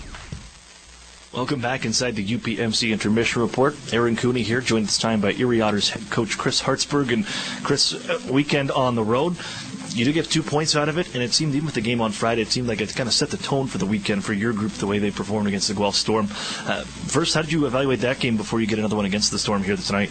I thought at times we played a pretty solid game. I think looking back at what happened on the goals against, for sure, I think we get two on deflections where we don't do a good enough job of getting in front of our man in front of the net, and we give up a shorty, which, obviously we don't want to do, and then, just a little bit of a breakdown there with a poor play with the puck in our own end. But, outside of that, we had opportunities with the game when we were down by a goal or 2 goals to get right back into it, and their goalie made some big saves. And, but overall, I liked the way we played, against a team that is better than us, but we certainly showed up and played the right way, and they played a good game as well.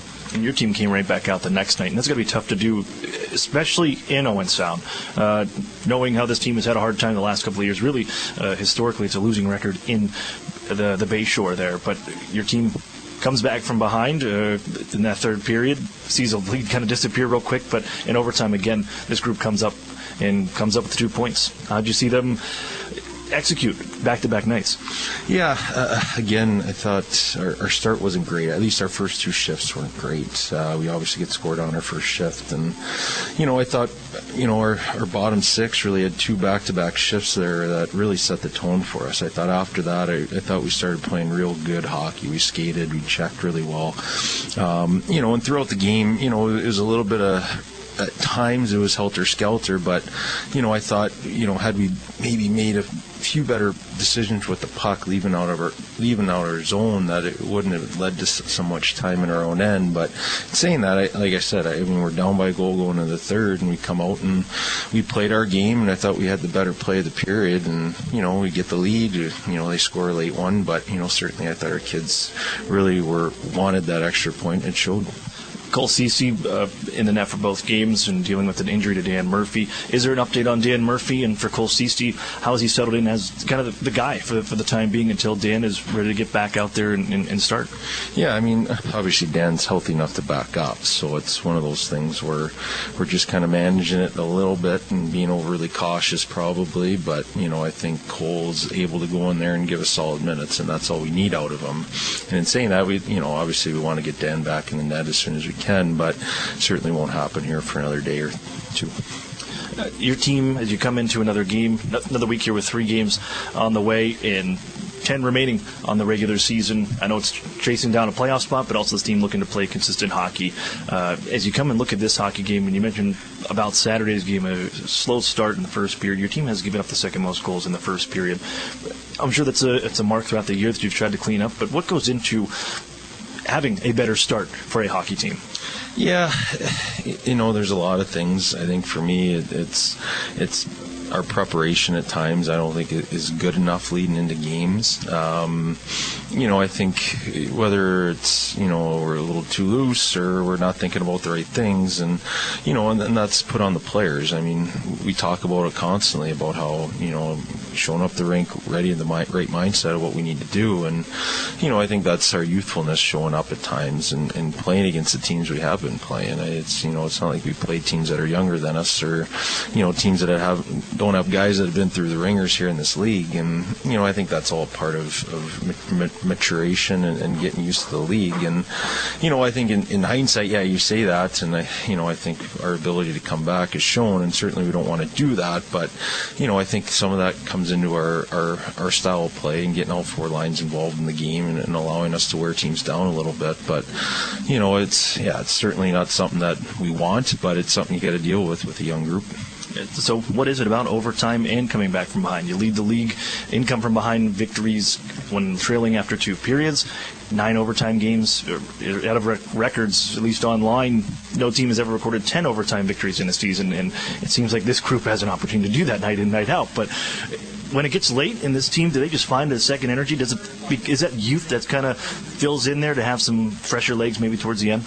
Well, it's youth, but it's depth. Not depth in the sense of, we have talented players all through our 4 lines, but we play 4 lines, and we have to play 4 lines as our team goes. And, we, in order for our pace of play to really be effective, we need 4 lines that can play. And, I think that more comes into play in the third period than anything else. I think, you look around the league, there's a lot of teams that really rely on their top 3 and maybe even top 2 for long stretches. And, we don't have those impact forwards up front where we have to rely on them and need them to be out there every second or third shift. So, there's positives and negatives to it. I think what it does, it allows our young guys to really become players in a sense of understanding the way the league goes. And the other side of it now is, we'd like to have 3 or 4 impact guys that we can count on every night to put up points, but unfortunately we don't have that. But like I said, our depth in a sense of can play and can compete, and those are the biggest things that we bring to the table. And if we have 4 lines doing that any given night, I think that for us leads to success. Chris, thanks for this. Good luck here against the Storm. Yep, thanks, sir. It's Chris Hartsburg, head coach for the Erie Otters. More coming up on the UPMC Intermission Report. You're listening to the Erie Otters Radio Network on CBS Sports Radio 96.3 and 1260. With the new Express Sports football and car racing from the Pennsylvania Lottery, you can play your favorite sports at participating retailers, bars, and restaurants. Make your picks on your placelet, like touchdown pass on the 3rd play, or the first 3 cars to cross the finish line, and watch the fast-paced lifelike action on the big screen. With drawings for cash prizes every 5 minutes, there's never a dull moment. Come on. Yes! Express Sports from the Pennsylvania Lottery. Compete from your seat. Players must be 18 or older. Benefits older Pennsylvanians every day. Together, Highmark Blue Cross Blue Shield and AHN St. Vincent Hospital make it easier to get quality care by investing in new facilities close to home, like an enhanced emergency department, renovated operating suites, an all-new cancer center, and the Eastside Health and Wellness Pavilion opening in 2019. Highmark and AHN St. Vincent. Together for health. Together for you. Visit togetherforerie.com to learn more. Meet you at Molly's before the game, after the game, or for the game. The Modern Irish Pub is the Otters away game headquarters with live stream broadcast. Molly Brannigan's hospitality is rivaled only by her cooking. Our new menu features the finest homemade Irish fare, along with a wee bit of the unexpected. Happy hour is the perfect pregame. Score with buy one, get one appetizers and discounted drinks. And don't forget to try our Otters signature sandwich, the ultimate fan food. Molly Brannigan's, just north of Perry Square on State. Every time you enter the doors at New Motors, you're guaranteed to find the most experienced team in town. They understand the value of teamwork, provide great customer service, fight to get you the best price. And at the end of the day, outstanding customer service is our goal. Only at New Motors. When you visit, remember, tell them Larry sent you. Every child deserves a permanent home and a loving family. There are hundreds of children in Erie County who dream of finding their forever family. Consider opening your heart and home to a child. Consider adoption through Family Services of NWPA. Learn more at adoptnwpakids.org. Family Services of NWPA is a proud sponsor of the Erie Otters. The new home of the Erie Otters, WRIE Erie, CBS Sports Radio 96.3 and 1260. Welcome back inside the Erie Insurance Arena, where the Otters trail the Guelph Storm 3-1 after 20 minutes of play. I'm Aaron Cooner inside the UPMC intermission report, as it seems to be a similar script, at least through 20 minutes, as we had on Friday.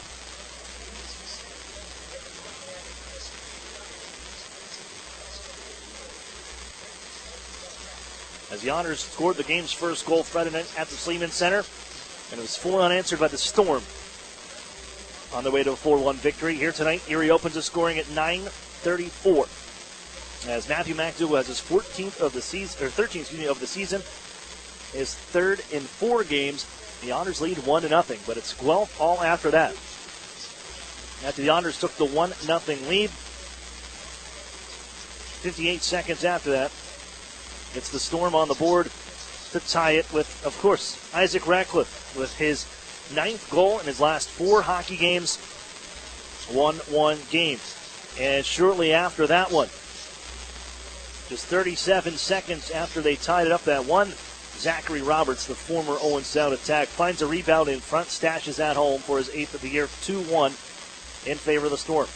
Late in this period, after the Storm, little momentum they generated off of the double minor for high-sticking penalty kill as they killed off 2 with Isaac Ratcliffe in the box for high sticking as he cut Jamie Drysdale, getting the stick up underneath the visor. They would eliminate both of those opportunities for the Otters and then get a power play of their own at 19:23, and with just 37 seconds left. It's Dmitry Samorukov, who didn't return to the game last night when the Storm visited the London Knights. He was hit in the head by William Lahead. Left the game, got 10 stitches, and also has a broken nose, but he plays here tonight. And a bomb of a one-timer from the center point on the man advantage to make it 3-1 as Samorukov scores his 6th of the campaign. As we sit right now, through 20 minutes, shots 12-9 in favor of the Guelph Storm. Erie 0 for 2 on the power play. Guelph is 1 for 1. Let's take a look at our out-of-town scoreboard brought to you by the Sheraton and Courtyard Erie Bayfront Hotels, proud sponsors of the Erie Otters. You ought to be staying with the best. The Kitchener Rangers in a school day game. They down the Mississauga Steelheads at home. On the Steelheads hosting the Storm, the Kitchener Rangers for their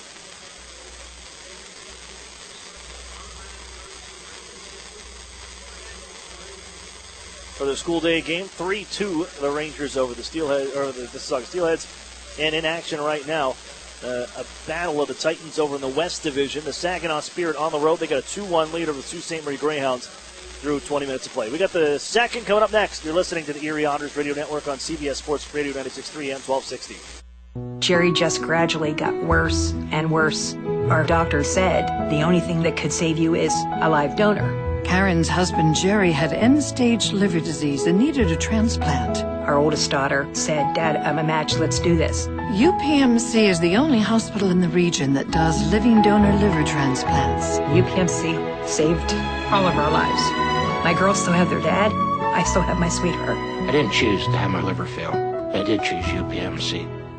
At ServPro of West Erie County, no job is too big and no question is too small. So when fire or water damage strikes your home or business, call on ServPro of West Erie County at 814-806-1987. That's where you'll find a team of specialists that's faster to any size disaster. So when the things that matter most are on the line, call ServPro of West Erie County, 814-806-1987 to help make fire and water damage like it never even happened. Franchises are independently owned and operated. Hi, this is Ed Rendell. I've got to admit that I was sort of a dinosaur when it came to using social media. But my son found Epic Web Studios, and we began working with them. And they've done an incredible job with us. They've significantly increased our followers on Twitter and Facebook. They make sure that we put up the right things. They capture every good thing that I've said or done on TV and get it out real quickly. And it's been just a revelation to me, and they've been tremendous to work with. Don't be a dinosaur. Call or text Epic Web Studios at 814-746-6987.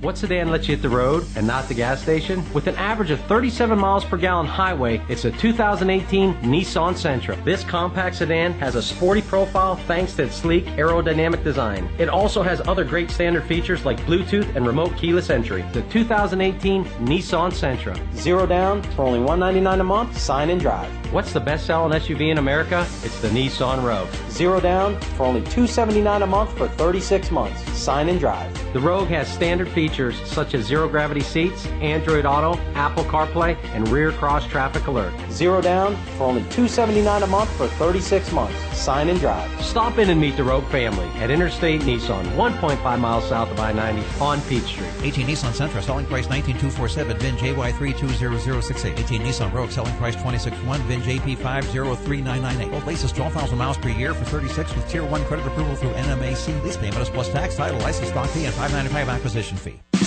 The new home of the Erie Otters, WRIE Erie, CBS Sports Radio 96.3 and 1260. Back to action here for the second period. Otters trail the Guelph Storm 3-1 here after 20 minutes of play, and the Otters break out of their own end, and here comes Maxim Golod tapping it along left wing side. Chopped off his stick to the corner by Sean Dersey, but able to propel it back behind the net of the Guelph Storm as the Otters moving right to left in this second frame in their gold jersey. Here's Golod, gets free, shoots one, save made, rebound in front. Grabbed by Dersey. He'll sky this ahead looking for Suzuki. Nicely tapped along by Drysdale, who didn't finish the first period after taking that stick up high from Ratcliffe. Good to see him back in action for the Otters here. Drysdale's going to find this one as down to the ice goes Suzuki, hit by Curtis Henry.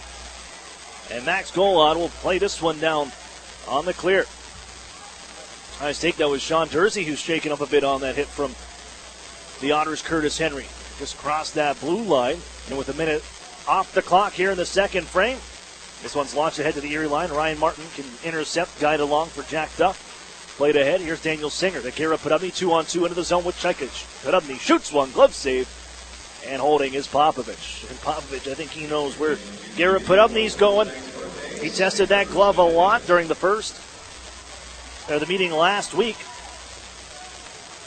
On Friday night at the Sleeman Center, including going to the glove hand on that penalty shot attempt he had in the final minutes. Try to go glove hand side on that opportunity.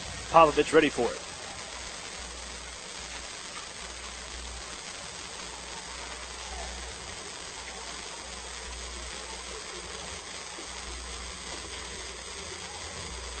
Back behind the Otters net. As it's countered by the Storm. They play it out of the circle. As turning to try to shoot was Entwistle. And the Otters can defend him and just flip this ahead to center ice. Marcus Phillips will rattle it back into the near side. Sent back around the Erie net. Entwistle finds it once more in the corner. He's tied up by Jack Duff nicely. Dorotchenko to help out. And the Otters just knife this one hand on the stick. And out to center ice it goes. And now Entwistle and Jack Duff meet at the near circle. And dropping the gloves, here we go, and quickly down to the ice, and a couple rights from Jack Duff on Mackenzie Entwistle. Short-lived bout, not much of any of them, as Entwistle wanted to go. He dropped the gloves and started going first. Jack Duff obliged.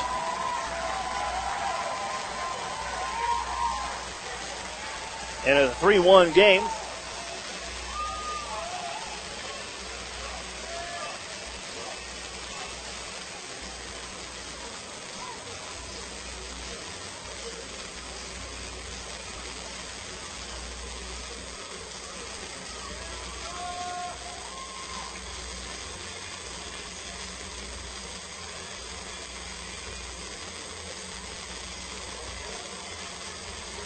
So they'll sit 5 apiece.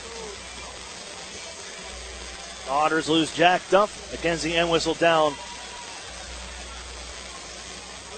in the penalty box for the Guelph Storm.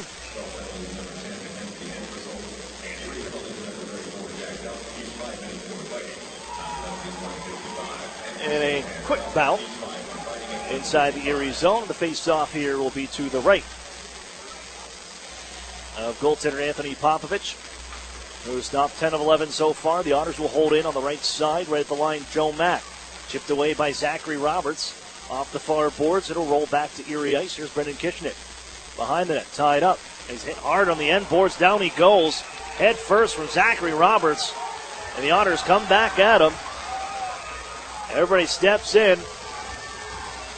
But the initial penalty was coming up to Zachary Roberts as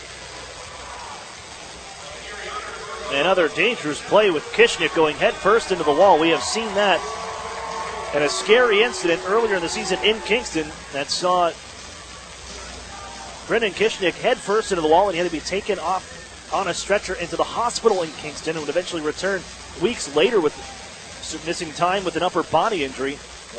But he's able to pop up after that one. Skate off on his own power, all good, but still. The hit from behind gives the Otters their third power play chance of the night. And would love to net one here to draw within one. They get Drysdale back for this power play, which is good. They didn't have Drysdale to their advantage back in the first period after he took the stick up high, left for repairs, didn't finish the first period. Out there now as he hands off right side for Matthew McDougall. Across the ice.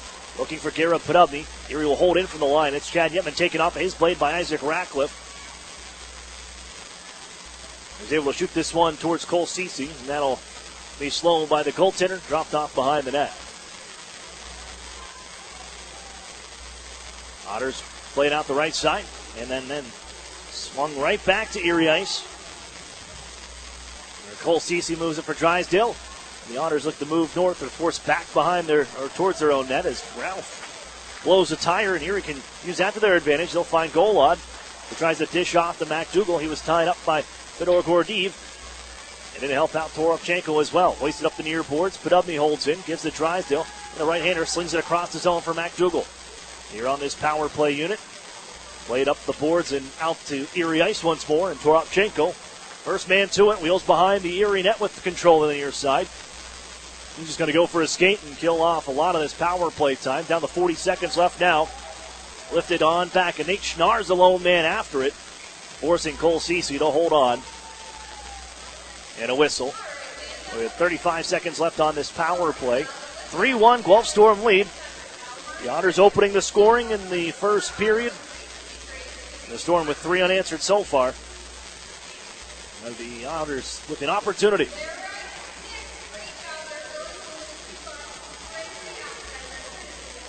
Still with 35 seconds left on this power play opportunity.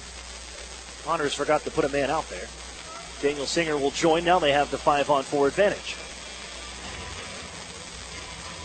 Because of that, Grits is waved out, and Emmett Sproul will take the face-off for Erie. And a face-off win for Emmett Sproul. Jake Golden stops and brings it out left side with a man on his back. Cruises the center ice, leaves it right for Chaika. He'll send it in. Around the boards in the near corner. Sproul able to get there first, but he's tied up. The Gold Shirts will swarm after the puck, and it's fouled by Semerukov, who takes it behind his own goal, and they'll send it 200 feet the length of the ice and behind as the Otters. Cole Cece dishes it out ahead near side, still bouncing around, and into Erie ice it ends up again with seconds left on the power play. And in possession, the Guelph Storm going to work.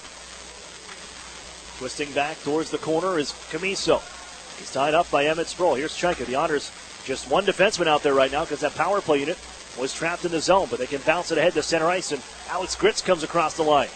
He'll shoot it into on deeper. Jake Golden will chase after it in front of Jack Hanley. He's stopped up. He has hit hard, but Erie finds the puck. Grits to Sproul down low. Comes out near side. Emmett Sproul, Erie's first round pick in 2017. Kicked loose by Grits to the point for Henry, but reaching to knock it away. And out to center was Chaika. The Otters force it back into the zone. Curtis Henry will play that with almost 5 minutes off the clock here in the second period. 3-1 Guelph Storm. Back behind that, Dan D'Amato. Knocked off his skates, followed up by Joe Mack, man in front. Looking to get a shot away was Hoffman, but he couldn't get the stick on it. Henry will hold in. At the right circle now. Delivers it back for Joe Mack in the corner. Now Hoffman tapped in front. Man open, but it'll come out to Henry. His shot save made. Rebound in front. Popovich comes up with the save, and he holds on. 14:51 to play in the second period. And Anthony Popovich with some of his best right there. Traffic in front. Brendan Hoffman couldn't find that puck in front, get the stick on it. Henry took the shot instead, created a rebound in front. The Otters just could not knock that one in.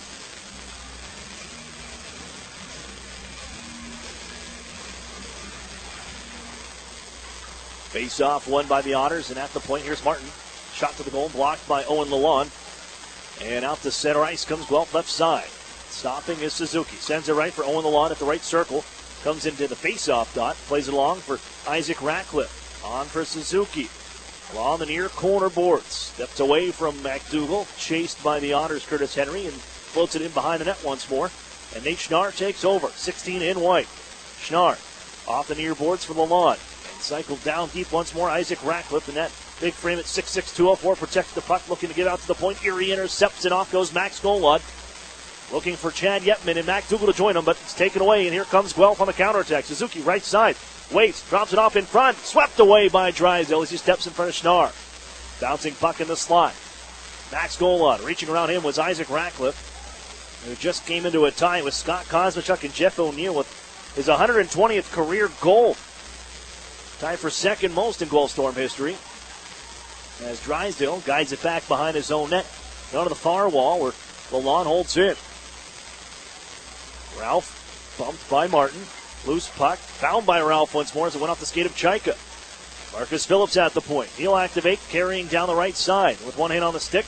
Just guides it back behind the net for the Otters' Ryan Martin to shuffle it out ahead as Max Golod gets it at least out to center ice, and he can finish off this change of the forward unit. Hopping on Daniel Singer for him. 13:20 to play here in the second period. It's 3-1 Guelph. Walking right down Main Street, wristing one high. That's Fedor Gordiev. Here he can find it out of the corner. Peter Chaika. Left side for Garrett Podubny. Open man on the right wing. Here he floats it that way, looking for Singer off the end boards. Gets the shot away. It deflects towards the front. Just out of the reach of Peter Chaika. The Otters hold in. Here's Singer once more. Chaika to the front of the goal. They swing it that way. Off a skate. Sitting on top of it is Popovich. And he gets the whistle. Oh, Daniel Singer was hoping the banks were open late here in Erie. Just didn't work that way. And able to realize where that puck was out. Anthony Popovich sits on top of it and gains the whistle with 12:53 to go here in the second frame. Otters down by 2. As a bit of a slow start for the Otters to get going in the first period. And we just heard from Chris Hartsburg during the intermission about the slow starts as his team looking to find the right way to prepare and get in the right mindset for hockey games. Youth and maturity certainly sets in for that. But the Otters find themselves behind the 8 ball, which you don't want to do, but hey, after the second period, they lead in come from behind wins with 7 of them when trailing after 2 periods. Daniel D'Amato out right side. He'll rattle it off the boards. Popovich to play it. He'll send it back up the far boards. The Otters hold in from the point. Brendan Kishnet, after taking that hit from behind, right back out for his shift. The Otters offside right now. They'll dump it in and begin a shift change. Guelph holds from their circles. Near side, Daniel Chaika sends it apparently into his own end, and the Otters will come up with this puck. On the far wall, Emmett Sproul to the blue line. Henry has room, holds, plays it on in front. It'll end up off the corner boards. Couldn't be picked up by Daniel D'Amato. And off goes Toropchenko. Mackenzie Entwistle right side. With a man to the front of the net. Erie blocks the pass.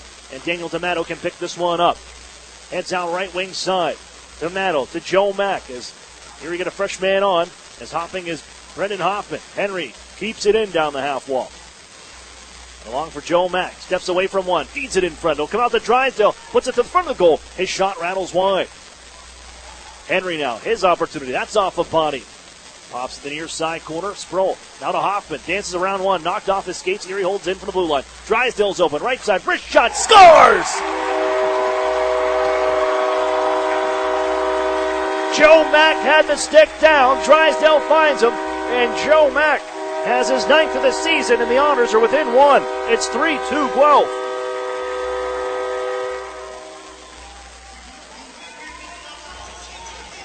There you can see the heads-up play from Jamie Drysdale.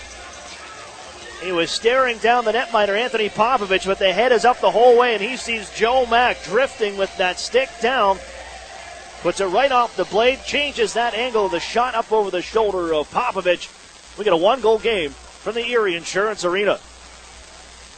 Tapped in by Maxim Golan. He'll chase it behind the net. Erie looking to tie this one up quick. Golan to McDougal. Holds. He's got one tonight. Wrist shot. Kick save. The rebound to the far side. Golan to the point.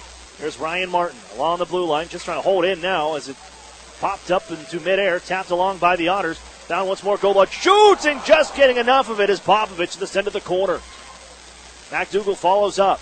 Here with some momentum right now. Here's Martin. Sends it down for Max Golan in the circle. Hits the brakes and spins it down low. McDougal's planted. They'll find Chad Yetman on the near side. Looking to give out the Jack Duff at the point. Now Martin D-to-D. Holds, shoots, and that one off wide. Jack Duff activates to the half wall. Plays it down low for Yetman. Pokes it along the goal and thrown out in front, and getting enough is Popovich as he stops McDougal along the goal line. Fed to the point. The Otters reach. Here's Jack Duff. Stands up a man, but the puck does cross the line. And down along the ice goes Ty Collins. As a spin move by Ralph, drags in front, and he's buried by McDougal on the back check. Changes for everybody right now as the Otters play it ahead. But Udney, a cross-ice feed, and that's off his stick with some steam out of play. Good heads-up play by the fan who just ducked out of the way. That one was coming in hot. 10:01 to go in the second period. And Joe Mack has brought the Otters within 1. 3-2 Guelph. Face off right in front of the Otters bench coming up.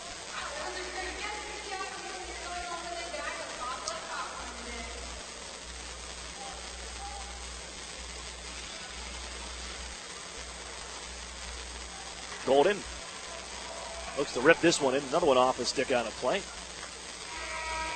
That'll bring us to the midway point of this hockey game. The Otters able to answer the 3 from the Guelph Storm in the first period as Joe Mack with goals in 2 straight games. And 8:43 brings the Otters within 1 from the Erie Insurance Arena.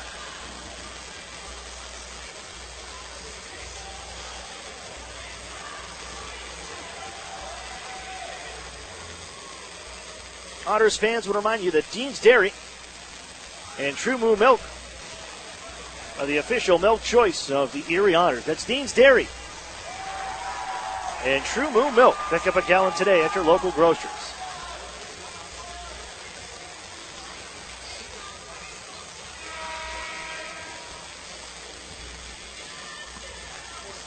Our officiating crew tonight, as always, brought to you by Visual Options. Ben Moser and Dan Ransom, our referees. Kyle Flemington, Andre Grugru, our linesman.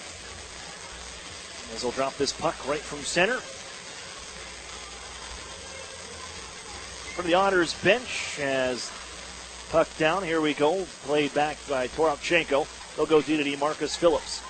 And they're in for a fight now. You can see the Otters, they're getting to their hockey game now. As Liam Howe along the near side, poke checked, and the Otters take this one away. Nearly on the other side of the defenseman, picked up by Garrett Podubny.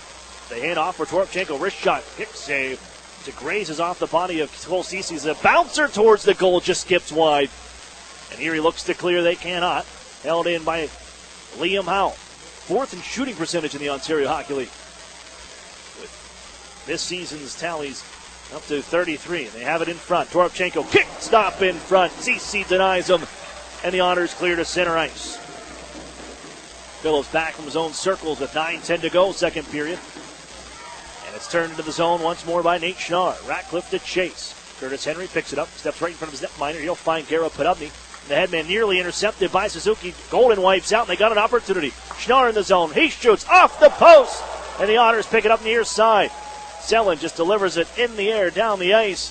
And the result, sliding near side, not enough for icing. And the Otters can be bailed out by the snow. As the Otters look out, Duff almost ran over D'Amato, and Erie can shoot it in from center red after they get possession once more. On the far wall, Ratcliffe skies it out to center ice. Glove down by Jack Duff. Pokes it along the near side. And Samarukov taken away off his stick by Daniel D'Amato, but they close back in on him. The Storm take the puck. Ratcliffe. Chayka, now Samarukov near side. Ahead for Nick Suzuki. Then Schnarr into the zone right wing. He's tied up by Jack Duff. Selin takes over. Chips it ahead the near wall. And there's Daniel D'Amato. Angled it off the boards. Found by Gritz. Tossed into the zone. And Samarukov once more in possession. He has the go-ahead goal right now that he scored towards the tail end of the first period. 3-2 as the Storm walk in left side. Wheel in behind it at Cedric Prowse. Trying to give him front. Jack Duff says no. And Erie can move ahead. Daniel D'Amato for Emmett Sproul. Leaves it left side. Picked up Joe Mack. Flick it towards the net. That was blocked by Lalonde. And now it's the Storm's turn. Right back to center ice. Jack Duff just pins it along the near center boards. He takes a hit from Lalonde, but the puck squirts loose. Camiso right side. Pass in front. Off a stick of Martin. Bouncing puck to the front. Loose there. Ralph is denied. Another opportunity, and CC says no. Martin back after it behind the net. Trying to work this one ahead. Jack Duff, you can tell he's dead tired. They haven't been able to get him off. As Joe Mack can carry this out to center ice. Finally, Duff can head on him. As Joe Mack dances into the zone, and his shot as he comes across is deflected out of play. With 7:16 remaining. Here in the second period, Joe Mack has brought his team within one. 3-2 game from the Erie Insurance Arena.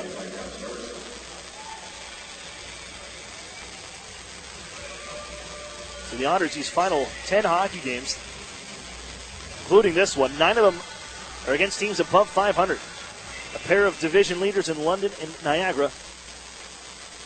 Guelph 2 more times after this one. So it's a tough schedule for the Otters.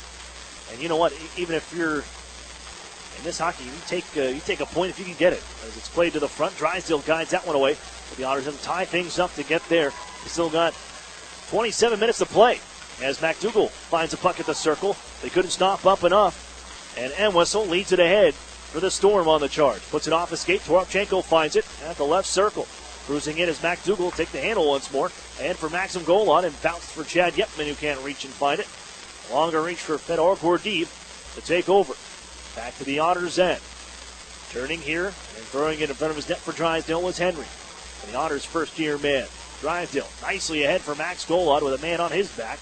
Shoves him off the puck, and Marcus Phillips takes over. Erie finishes the change behind the play as Nate Schnarr finds Ratcliffe. 9 goals in his last 4 hockey games. The Suzuki wrist shot. That's off the glass high and bounced right back in front. Erie looking ahead, man. They'll try it. Skipped off his stick. Peter Chayka will set up. Gira put up in the zone with speed. Left side. Wrist shot. That was blocked by fellow countryman Dmitry Samarukov. Both Russian natives, and it's hoisted back to Erie ice. And gloved by Golden. And he'll dish it back behind his own net looking for Jack Duff. Stops up along the half wall on the far side. Run by Nate Schnarr. They give in front. Suzuki saved by CC. As he gets out in front of it. At the top of that crease. And Cole Ceci, another huge save. Keep this a 1-goal game.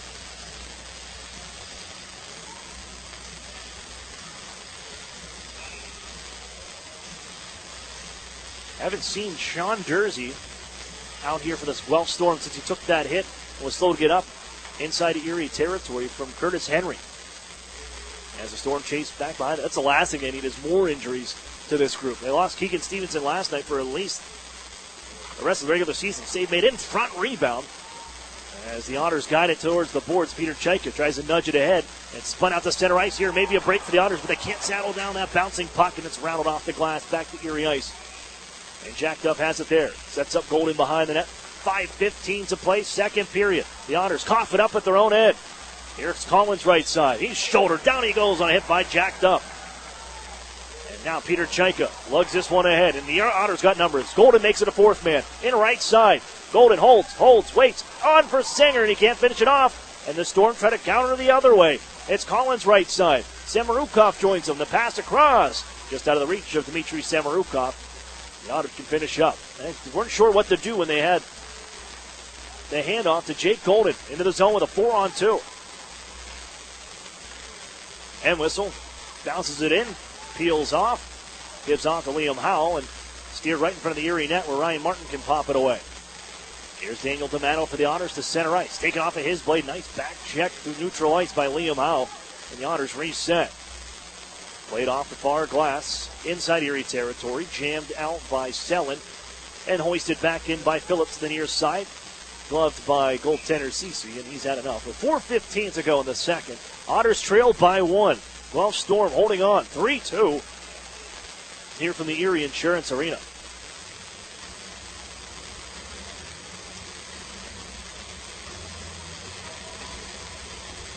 And why not another one-goal game? The Otters, 25 one-goal games. They lead the league in that department. Guelph right behind them. 24. Of course, tight once more here. Erie leads the league in one-goal game victories with 17 of them. And, of course, their 9 overtime wins. No team in the internet era has recorded 10 overtime wins in the Ontario Hockey League. This one skipped up off the stick of Lalonde out of play from an attempt by Emmett Sproul on the left side. Had a handful of teams that did win 9 overtime games. The London Knights did so last year, as well as the 2004 Guelph Storm team. And I believe the Sault Ste. Marie Greyhounds did it as well last year with 9 overtime wins. Erie has done that already. They got 9 out of their 17 extra time hockey games. Here's Emmett Sproul back at center ice. The Otters reset. We're ways away from that. Here inside the second period from the Erie Insurance Arena with 3:45 to go. Schnarr with the puck, sends it just in front of the crease off the far corner, held in by Gordeev at the blue line.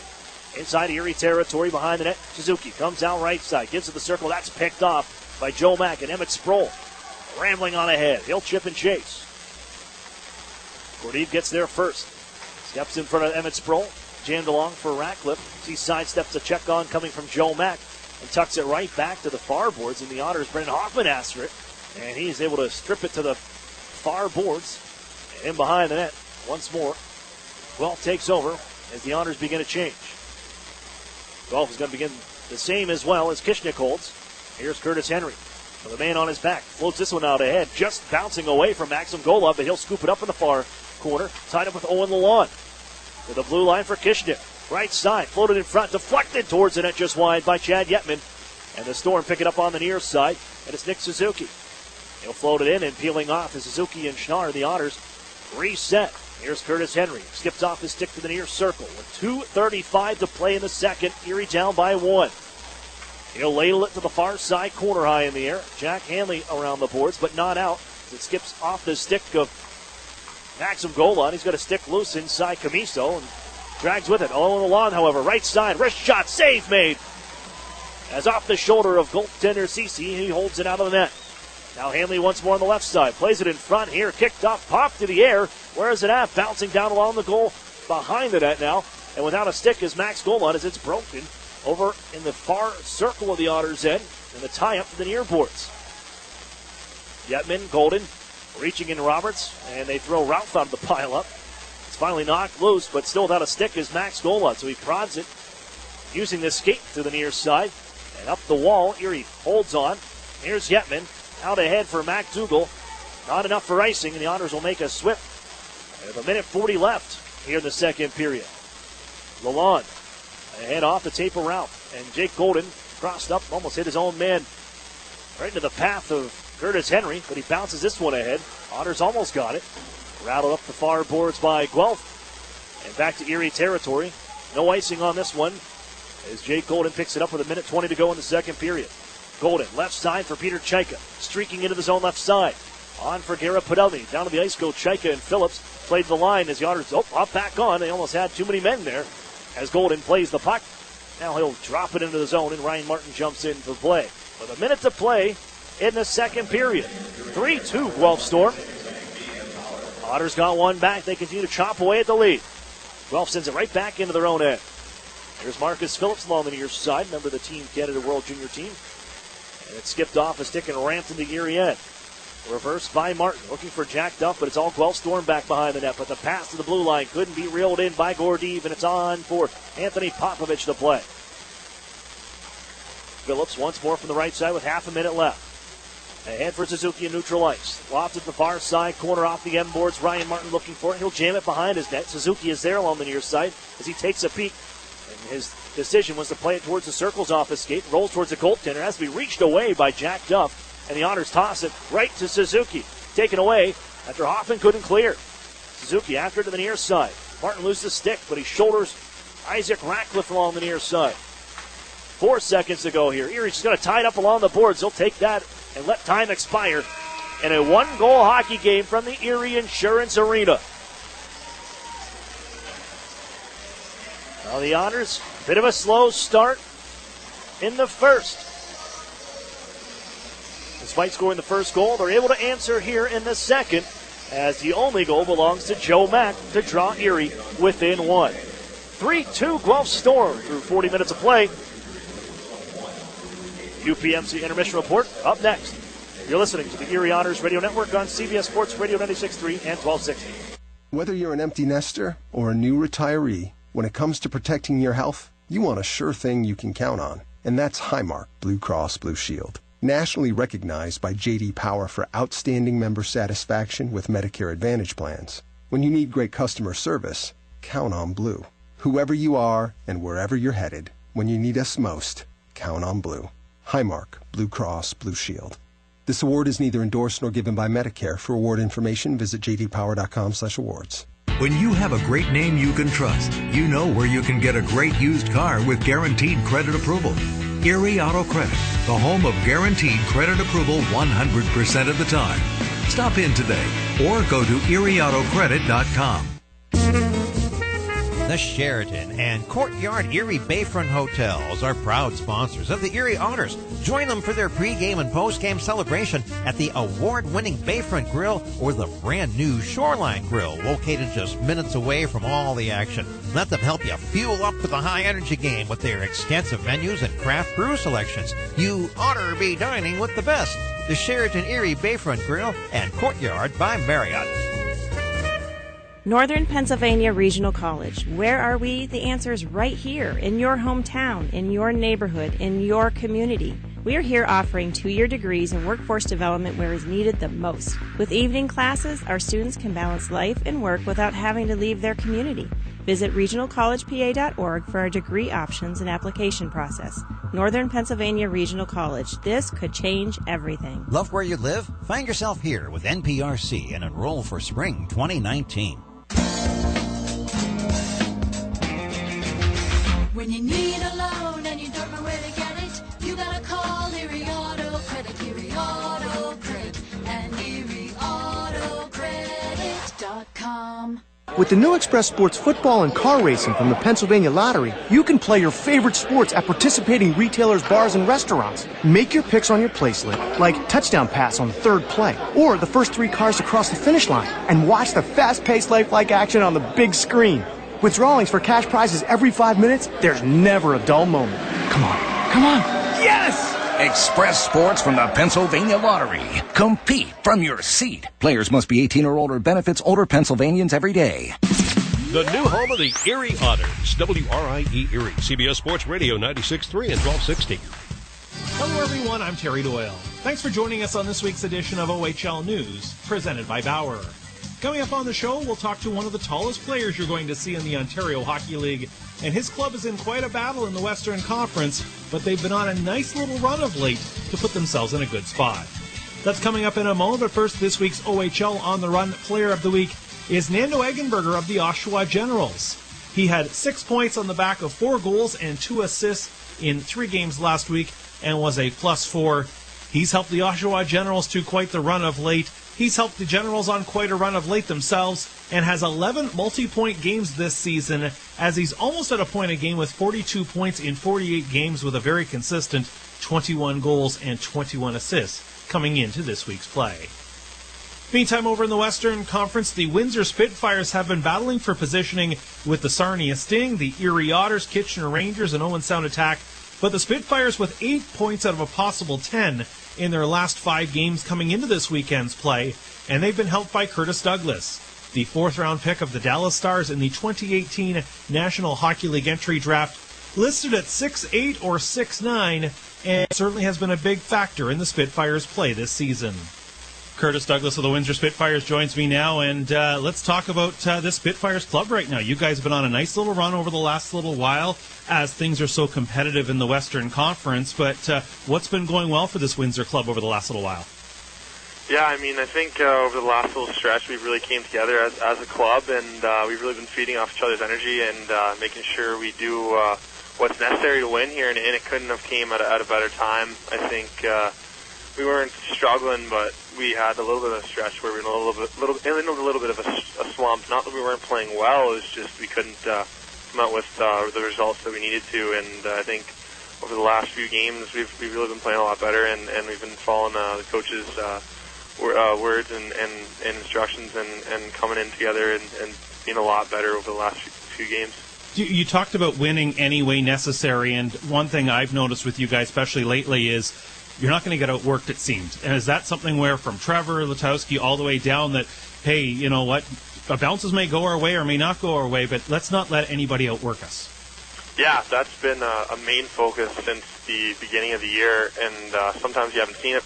You haven't seen it on the score sheet, but we've been a team from day one that won't give up any goal, like any game, even if it's 10-1 the other team. We won't give up. We won't stop working, and that's been the attitude from the start of when I got here. And it really feeds down the line from Warren Reichel and Travis Letowski and all the associates, and we really follow it here, and it's the biggest focus, I think, for our club. How key is it, too, that you guys seem to have built up some depth where, you know, it's not one guy leading the way every night by any means? Yeah, I think it's really good. It shows the depth, like you said, the depth we have in our lineup, and I think we have 4 really good lines that come to play every night, and it shows how quick of a game and how hard we can work. We can work so much harder when we got 4 lines going, and I think we're like that every night. This past week on Monday, it was Family Day, but for you guys, it's a special day. It was the Mickey Renault game as well. And, you know, as you came into that organization and learned about Mickey's legacy, I'm sure it was instilled on everybody and, of course, came to the forefront on Monday. Yeah, when I first got here, they showed me Mickey, and it was really a tragic story. And I think we all really fed off that kind of energy from the crowd and from the ceremonies and stuff that night. And we had a really good game and came out with the win, which was really nice. Yeah, I mean, we were all taught a lot about that story and about how special he was to the team and to the community from day one, and he was a special kid. Changing gears a little bit, but just tell me about now being in Windsor for the last year and a half and what being part of just that community and that organization has meant to you. Yeah, I mean, I've got a big family here now, and I mean, it's been a special kind of change. I really loved Barrie, but it was a nice little change coming here and getting some more ice and having more of a bigger role here on the Spitfires, and it's been great so far. I mean, the coaching staff and the management couldn't have been better fit for me and in my development. Speaking of development, as you've developed over the years, developed up as well in terms of your height. Certainly one of the tallest guys, if not the tallest guy in the league, 6'8", 6'9", depending on the listing you see. Were you always the tallest guy, or was there all of a sudden a growth spurt one year? Yeah, I was always pretty tall, and then in like bantamish, minor bantam, I kind of blew up and I grew like 5 or 6 inches, and what people don't really see is how tough that is and how big of an adjustment that can be, and I think I'm finally coming to my own here. And is that something where, you know, your coaches would obviously work with you to, you know, use your size? Because I've known guys over the years, for example, who maybe were the tallest guy out there and didn't have to maybe in minor hockey battle for position as much, but your coaches, you know, worked with you to use your skills and your size just as they would anybody else. Yeah, I mean, I had that a lot, that development, like you said, with the coaches, and Miller and Dale Howardchuk and Barrie really helped me with that, and then when I got here, even Trevor and Warren Reichel even tried to, and Jared Smith tried to keep me going with that and keep me working with that, because I still need some work with figuring out when to use my size and when to do other things, and in that kind of adjustment period still, and I think it's getting better as we go. last June in Dallas. You were chosen by the hometown Stars. It was a journey, obviously, getting to the National Hockey League draft, but how big a day was that when you finally heard your name called? Yeah, I mean, that was a really special day. It was one of the most special I've ever had, I think. And just that, hearing that from the Windsor Spitfires kind of jumped out of my seat, and it was really cool, and I can't wait to be a part of some of the younger guys on my team here and some of my other friends that I know in the process right now, and I can't wait to be a part of their journey as well.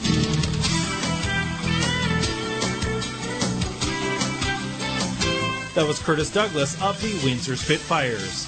Here's a look at this week's CHL Top 10 rankings. Rouyn Noranda of the Quebec Major Junior Hockey League continues to lead the way nationally, while the top OHL club is the Ottawa 67s at number 3. Meantime, the London Knights come in at number 5, and the Sioux Greyhounds at number 9, with honorable mention this week to the Oshawa Generals. Well, that's going to do it for our show this week. You have been listening to OHL News, presented by Bauer. I'm Terry Doyle. Thanks for joining us. More coming up on the UPMC Intermission Report. You're listening to the Erie Otters Radio Network on CBS Sports Radio 96.3 and 1260. As a CEO, I want the best from our employees. In return, they want the best from their company, especially when it comes to their health benefits. That's why we choose UPMC Health Plan. It gives our employees in-network access to the best doctors and hospitals, including the world-class care of UPMC. And the best part? It's affordable for all of us. For the quality, affordable coverage your company deserves, here's the plan, UPMC Health Plan. Meet you at Molly's before the game, after the game, or for the game. The Modern Irish Pub is the Otters away game headquarters with live stream broadcast. Molly Brannigan's hospitality is rivaled only by her cooking. Our new menu features the finest homemade Irish fare, along with a wee bit of the unexpected. Happy hour is the perfect pregame. Score with buy one, get one appetizers and discounted drinks. And don't forget to try our Otters signature sandwich, the ultimate fan food. Molly Brannigan's, just north of Perry Square on State. Every time you enter the doors at New Motors, you're guaranteed to find the most experienced team in town. They understand the value of teamwork, provide great customer service, fight to get you the best price, and at the end of the day, outstanding customer service is our goal. Only at New Motors. When you visit, remember, tell them Larry sent you. Welcome to Tim Hortons. I'll take a coffee and... How about a bagel breakfast sandwich? They're just 2 for $4. Ah, I like that. Freshly prepared with savory sausage, fluffy egg, and melted cheese on a freshly baked bagel. Just 2 for $4. I like that. I just fist bumped your speaker. Oh, I just fist bumped you back. Get 2 sausage, egg, and cheese breakfast sandwiches on a plain bagel or English muffin for just $4. Or mix and match for $4. Great quality at a great value. It's all good at Tim Hortons. No substitutions or additions, limited time only at participating restaurants. Every child deserves a permanent home and a loving family. There are hundreds of children in Erie County who dream of finding their forever family. Consider opening your heart and home to a child. Consider adoption through Family Services of NWPA. Learn more at adoptnwpakids.org. Family Services of NWPA is a proud sponsor of the Erie Otters. The new home of the Erie Otters, WRIE Erie, CBS Sports Radio 96.3 and 1260. Welcome back here inside the Erie Insurance Arena. We got a 1-goal game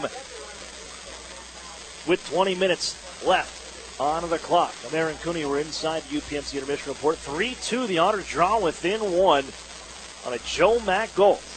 His 9th of the season. Let's recap this one for you. Erie opened the scoring at 9:34 the first period. Matthew McDougall, he's on a bit of a tear. 3 goals in his last 4 hockey games. 1-0 Erie midway through. But the Storm would answer after that on a goal from Isaac Ratcliffe, his 46th of the season and 120th of his career. That sets him second, tied for second most in Guelph Storm goal-scoring history. He would answer right back as the Otters see themselves tied 1-1, and the Guelph Storm, 35 seconds later, would take the lead. Zachary Roberts in front, finds a rebound, just has to tap it along the goal line. 2-1 Guelph. They'll make it 3-1 late. A power play goal from Dmitry Samarukov, his 6th of the season on the power play with just 37 seconds left in the period. That was the score after one. Second period, the Otters, well, battled back. They found their hockey game, got back to it. Outshot 9-8 during the frame, 21-17 in favor of the Guelph Storm for the shots on goal during this one.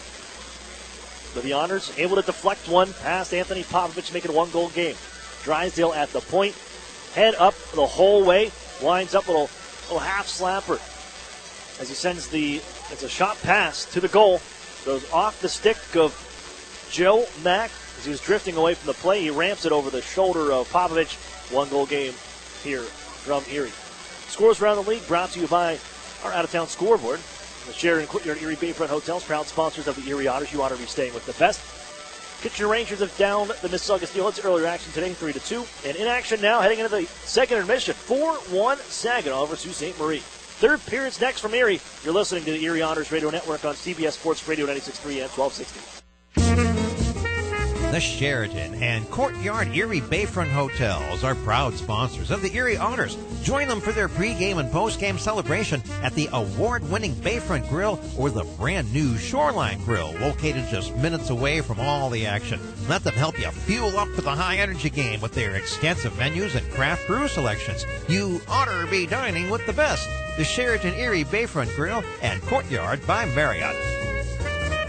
An Erie landmark since 1953, Nunzi's Place serves generous portions of great food at reasonable prices.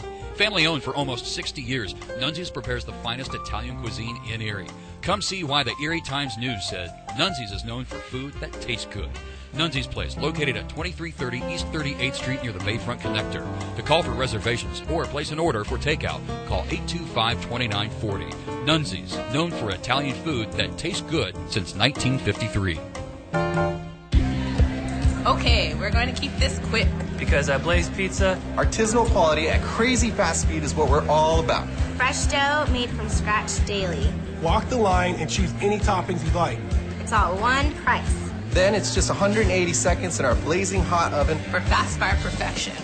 That's Blaze Pizza. Sound good? Then come check us out and build your own pizza at Blaze Pizza.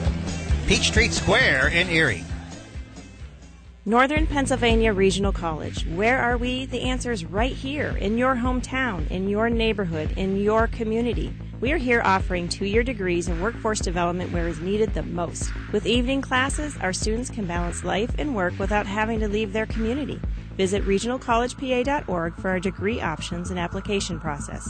Northern Pennsylvania Regional College. This could change everything. Love where you live? Find yourself here with NPRC and enroll for spring 2019. Sadly, crime can strike anyone at any time. The good news is the Crime Victim Center of Erie County has been here for 45 years helping all victims of crime, be it rape, theft, assault, vandalism, burglary, or abuse. Report any crime to the police within 72 hours to secure your rights to victims' compensation and restitution. Call the Crime Victim Center of Erie County at 454-9414. They'll assist you in filing a claim, and if you need counseling, contact them 24 hours a day, 7 days a week. You're not alone. The Crime Victim Center of Erie County can help. Paid for with Pennsylvania taxpayer dollars. The new home of the Erie Otters, WRIE Erie, CBS Sports Radio 96.3 and 1260.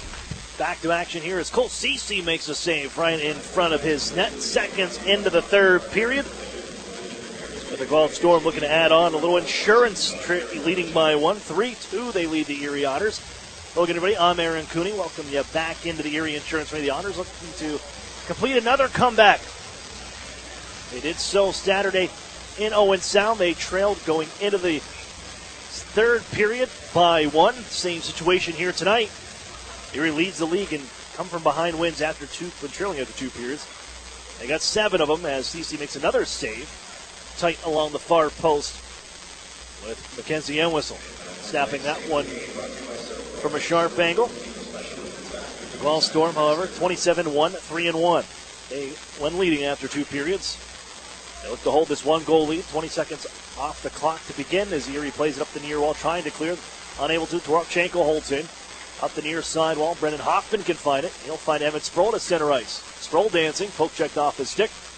And it slides on down and held there by Popovich.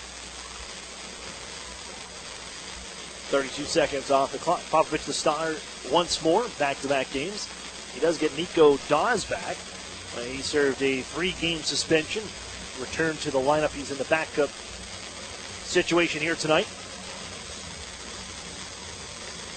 Nico Dawes ranked 19th, the NHL Central Scouting Service, amongst North American goaltenders. One of 3 Guelph Storm on that list, as the other 2 injured, unavailable tonight, with Pavel Gogolev at 197th, and then Keegan Stevenson, 148th, as the Storm were guilty of an icing call. Stevenson separated his shoulder last night, an awkward tumble into the end boards on a rush into the offensive zone. Will miss at least the rest of the regular season, so they're hoping to get back both Gogolev, not to mention Cam Hillis, who's still out, and Stevenson. When they get towards playoff time, they can get him in there and add some even more depth in this lineup amongst their forward group.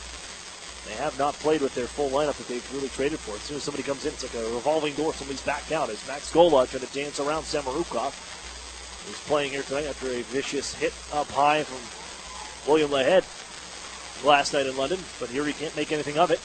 And back comes Ratcliffe. Walks in, wrist shot save made. Rebound in front, moved away by Drysdale. But they hold in now. Samorukov to the goal with traffic in front, and Cole Cece says no. Schnarr and Ratcliffe. That's where you'll find him in front of the net.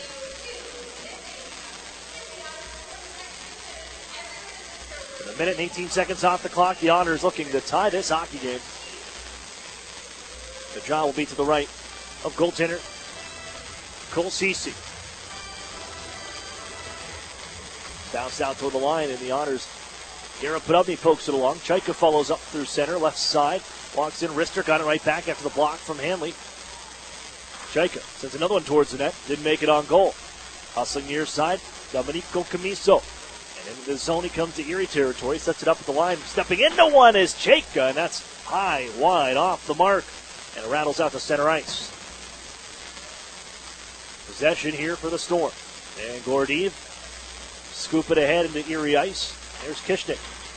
As Kishnik takes a heavy hit back behind the net, able to move up the boards, but Erie unable to clear. Zachary Roberts holds in. On in front, and whistle wires one just wide. Against his former teammate with the Bulldogs, Cole Cece. Kishnik once more in his own corner. Mackenzie Enwhistle on his back. Stays to eat him up as Singer can final on the boards. Coughed up to Liam Howe. Look out, in on goal. Sends it off the side of the net and wide. Oh, the Otters, this was reminiscent of the first period. Erie had a hard time clearing their zone. A lot of turnovers. There's another try for Torchenko from the circle. And it's stopped by Cece. Comes up big once again. And just like that, 6 shots on goal in the first near 2.5 minutes of this third period for the Guelph Storm.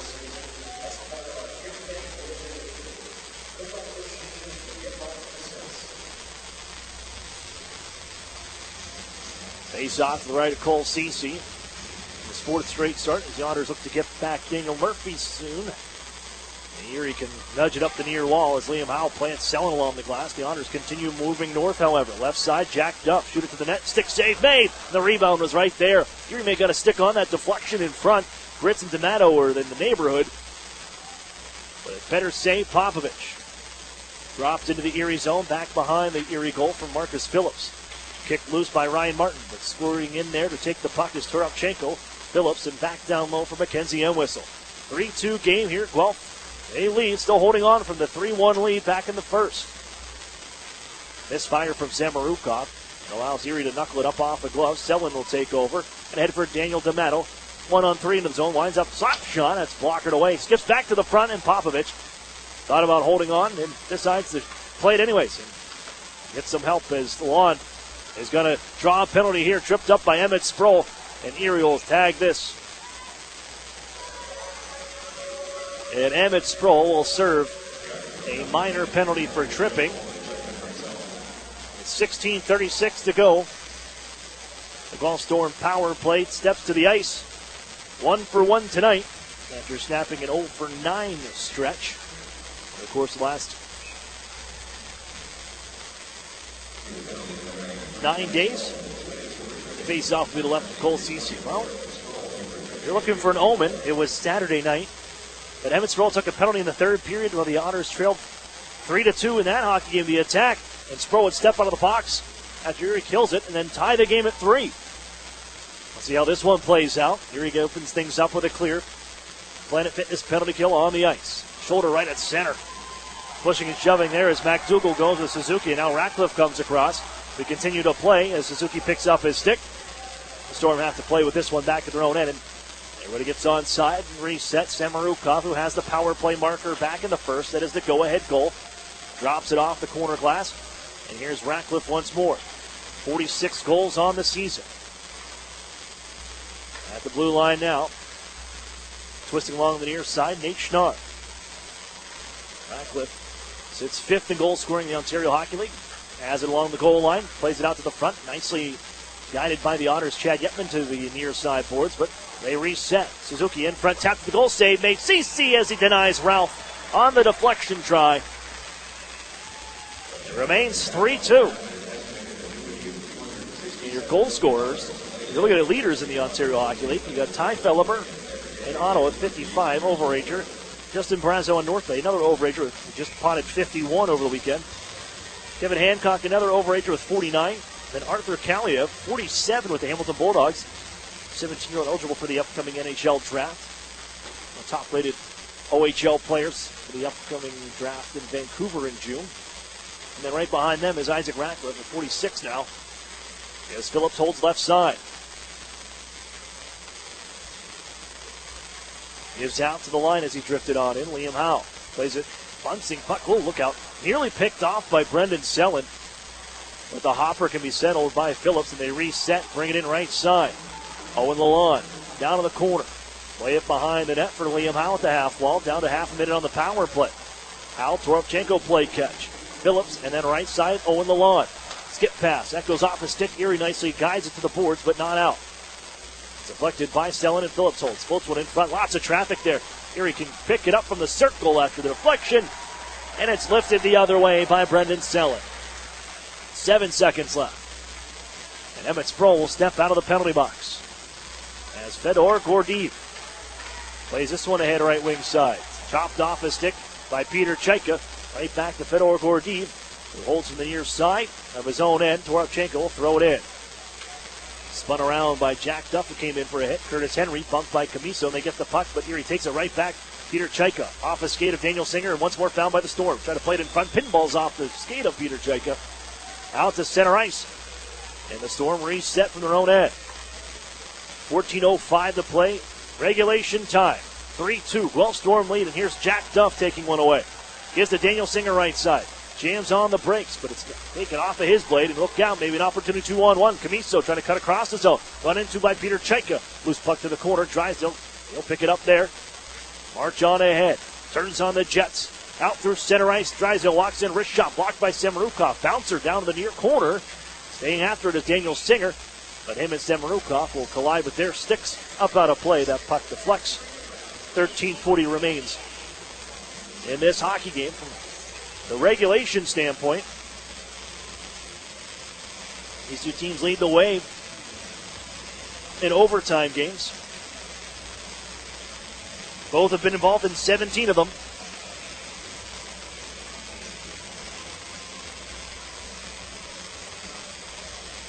As a face-off, turning to the goal was Maxim Golod. And the shot just trickled wide as Ratcliffe poked away from him by Jamie Drysdale. Here's Ryan Martin, backhanded into the zone. Alon slows it down back there. Moved by Suzuki, now Ratcliffe. Out ahead, nicely picked up by Schnarr. He finds Samarukov jumping into the play. Sidestep to check from Martin. And Schnarr takes over with the biscuit. Up the far boards, nicely stripped of it by Jamie Drysdale. Here comes Erie marching the other way. And it's Maxim Golod right back for Yetman, trying to hand off to McDougal. The pass was a little behind him. And the Storm spread this out forward. Right side, Suzuki back into the Erie zone. They set up for Samarukov. Left circle, wrist shot. That hits something in front. Save made. Pouncing on it is Cece with Nate Schnarr right in front. Couple whacks on the glove of Cole Cece. Otters take a bit of exception. But he gets the stop. With 12:54 left, third period. The Guelph Storm holding to this 1-goal lead, 3-2.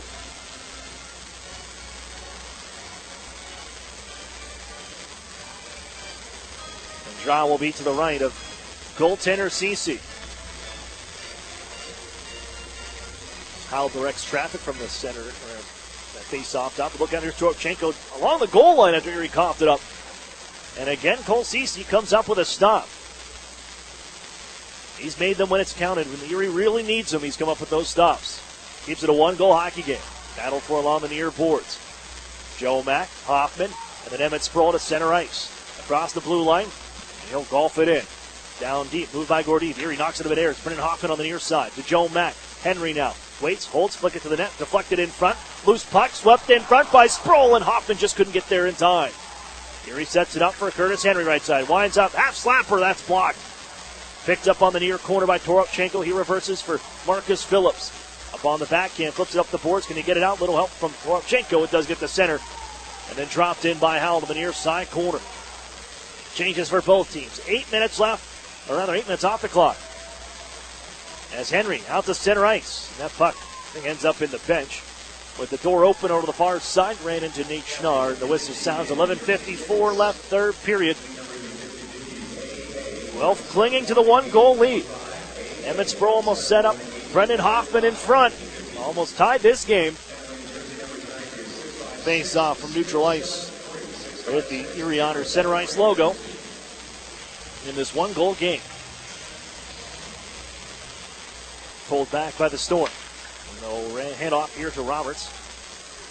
Drop it onto the near side corner is jacked up. A nudge it along for Gritz. Feed up the boards for Brendan Sellen. And out through right down in the middle of the ice. Jacked up. He'll find the puck back on the far boards. He's dumped by Zachary Roberts right in front of the Guelph bench. That gets a big cheer from the rest of his mates. The tie up inside Guelph territory, however, as the puck is stopped along the half wall. Sellen, Cheka. That is Daniel Cheka of the Guelph Storm. We can find this now, twisting away at the circle, staying on him, and reaching was Daniel D'Amato, who can come up with it along the boards. And D'Amato trying to hand off. It's Gritz now along the goal line. Shoots one. Sharp angle save made. Stick comes up. Erie's going to go to the man advantage as Hanley got the stick up on Gritz. And the tie up back behind the net. We'll finally see Hanley touch up. And the Otters, the turkey on the table, opportunity to tie this one up as the Plymouth Tavern power play takes the ice.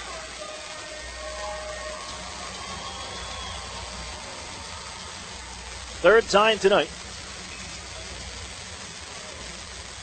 They went 0 for 2 in that double minor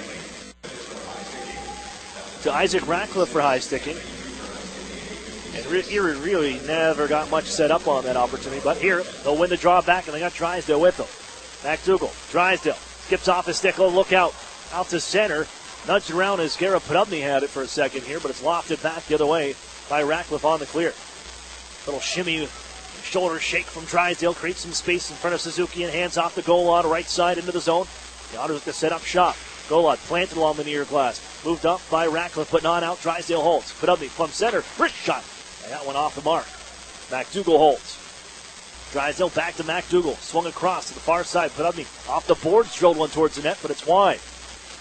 Podubny, little stick lift. Gets it right back. Tucks it down the boards. Intercepted by Samrukov, and he'll rattle it off the wall.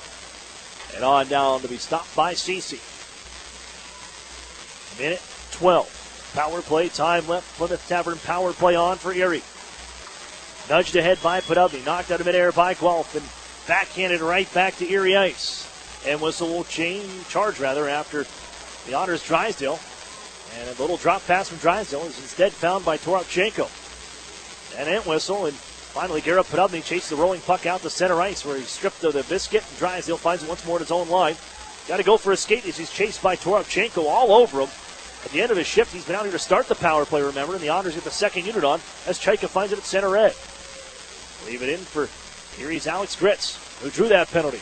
He's hit by Lalonde, rattled around the wall, nicely knocked down by Golden. Drop pass to the center point, nobody there. And Golden's going to go chase back to center, 25 seconds left. Lots of pressure from Camiso as he forces Golden on, back behind his net. And behind the goal end and brings it ahead. For Emmett Sproul, sweeps it off a stick, bounces into the zone.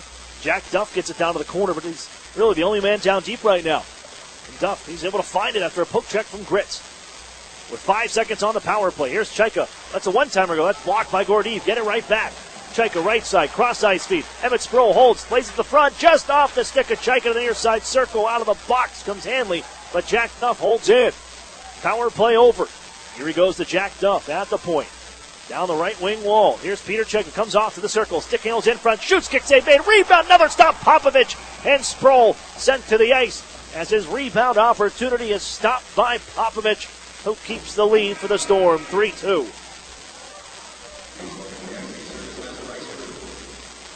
Now the best try on the power play of the night for the Erie Otters, but they can't best Popovich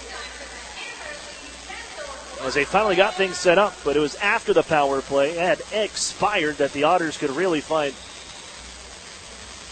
few opportunities.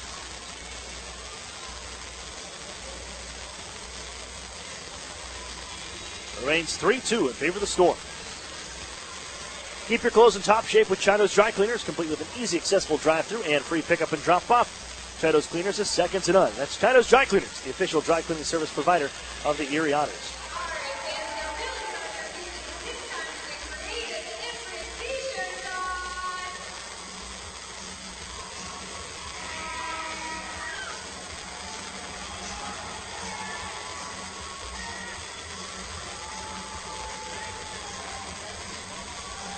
One goal game from Erie. 8:44 remains. A game in hand, Erie, right now. That they're using on the Windsor Spitfires. They trail them by 4 points, I should say.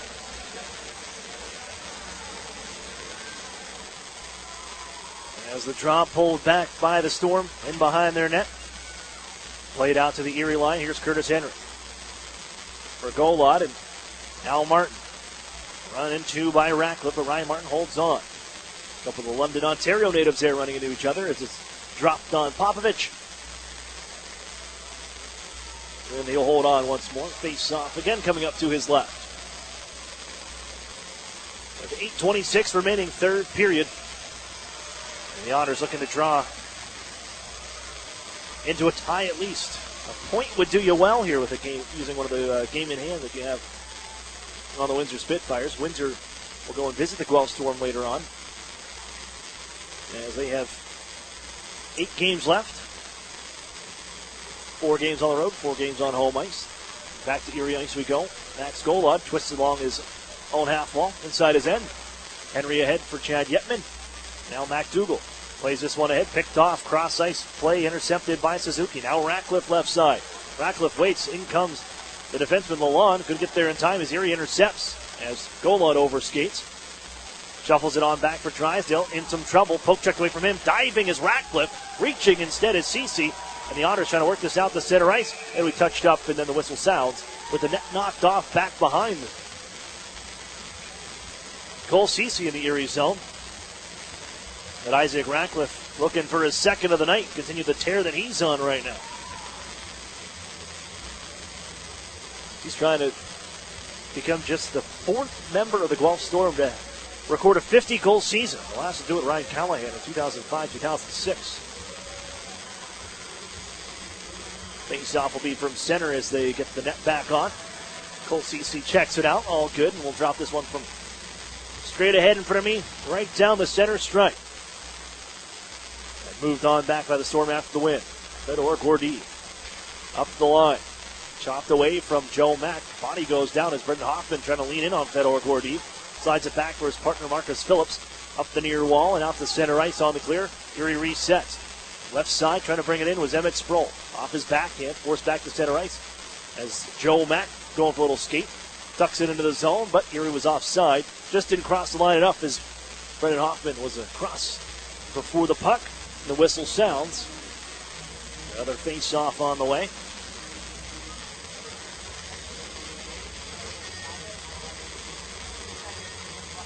Erie will make a swap of personnel. Singer, Chaika, Podubny up front.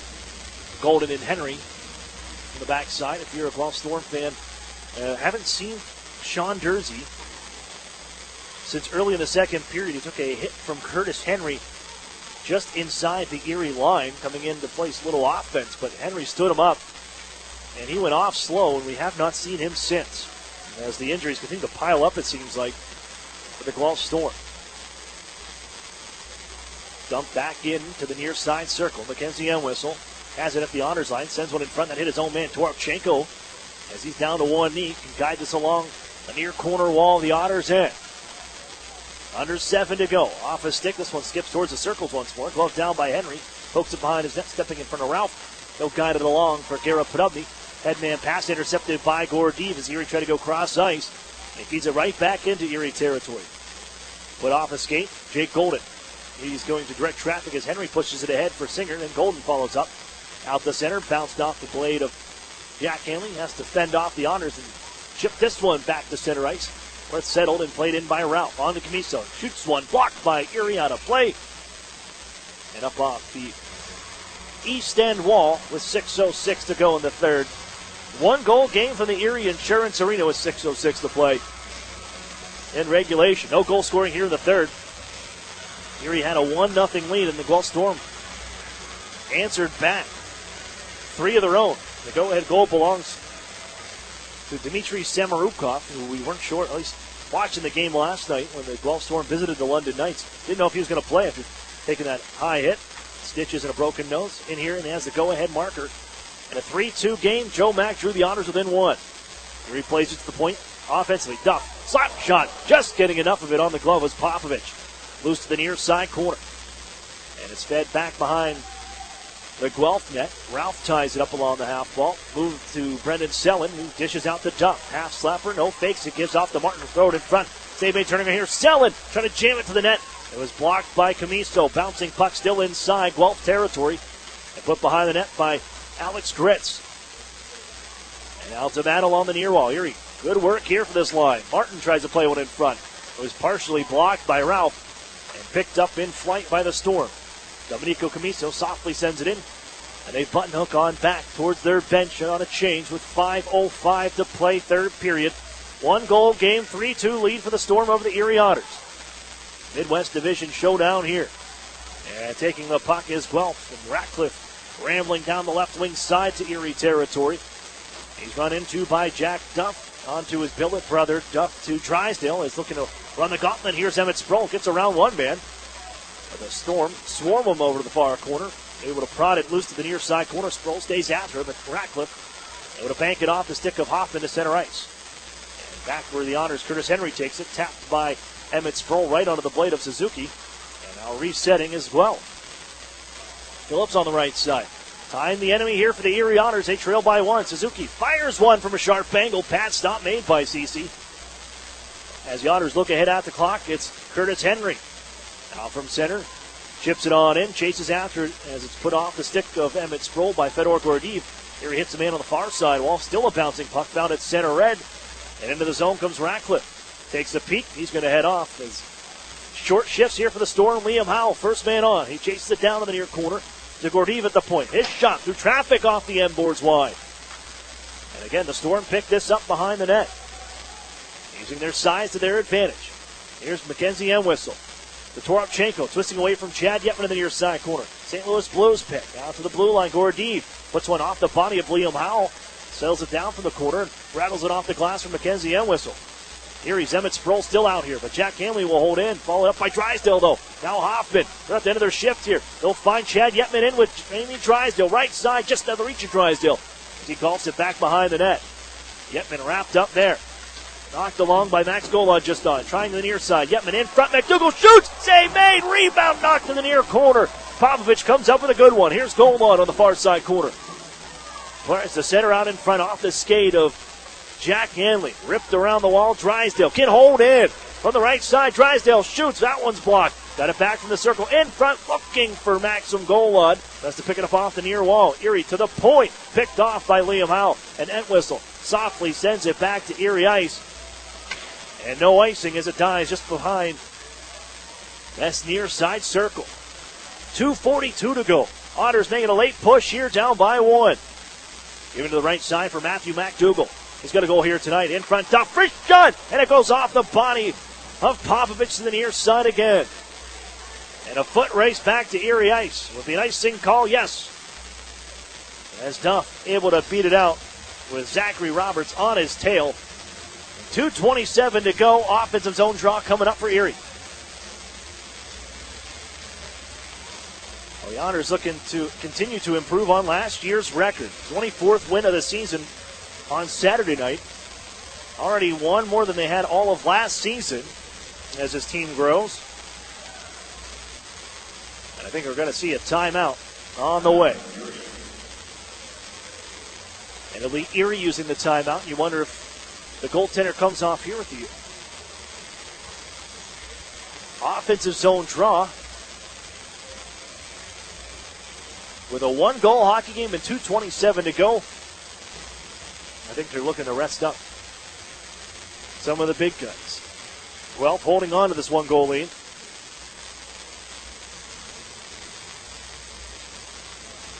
As the Otters with the win over the Owen Sound Attack, they're able to even their record against the Midwest Division at 9-9.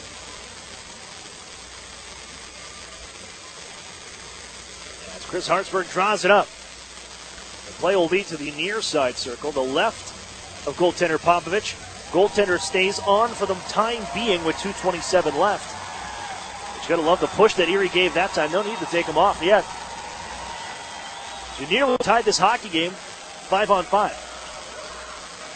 Yetman wins the drop. Put up me now, Drysdale.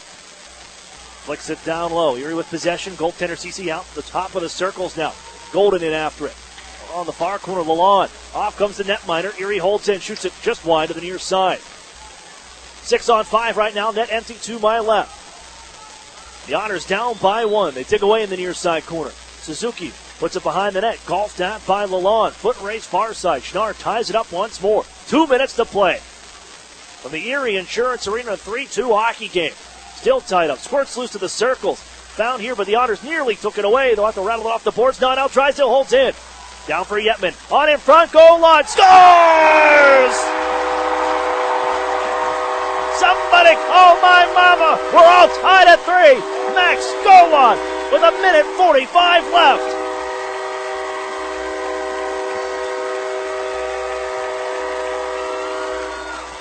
And the Cardiac Kids are at it again. Max Golan with his 16th of the season. But you got to give a ton of credit on the near side. Drysdale holds the blue line. And dishes down for Yetman. Yetman at the circle finds Max Golan, who beats Popovich glove hand side. They've tested it in each of the last 2 meetings, and it comes through. And the Otters even things here at 3 in the third period. Toropchenko can get it right back. Sends one just wide. Off the top of the glove of CC is Erie now. Want to end it now. Here's a wrist shot. Bobbled, but held onto by Popovich. As Brendan Hoffman just came across the blue line.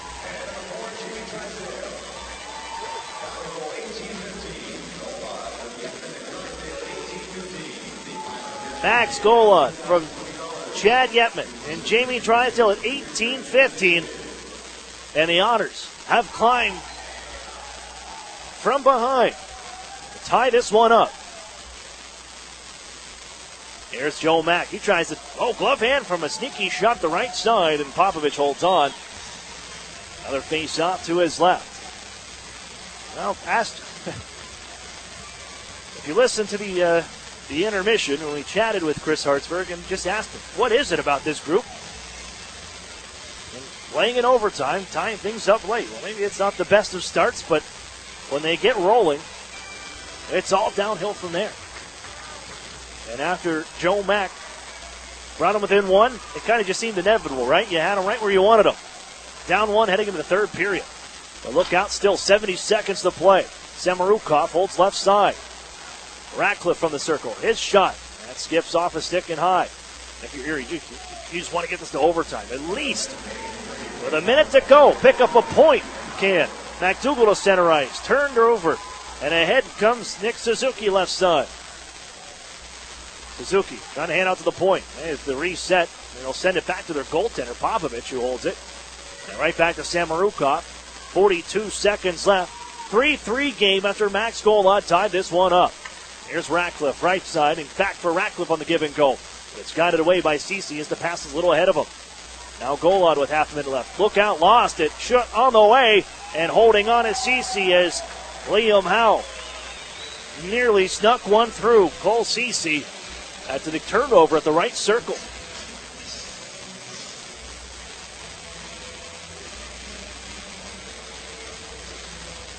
Cece has stopped 31 shots for the Erie Otters here tonight. And some key saves, especially on a penalty kill earlier in this period. Hanley holds wrist shot, blocked by Chaika. 20 seconds left. Look out, loose in the circle, and Whistle finds it. He fans on a shot. Gordeev has it to the goal, deflected in front, just wide. Toropchenko had an open net, but he couldn't put it through the yawning cage. Hanley once more, that one wide, but caught by goaltender Cece. 7.6 left. As the Otters, well, they already have 2 overtime wins over the Guelph Storm.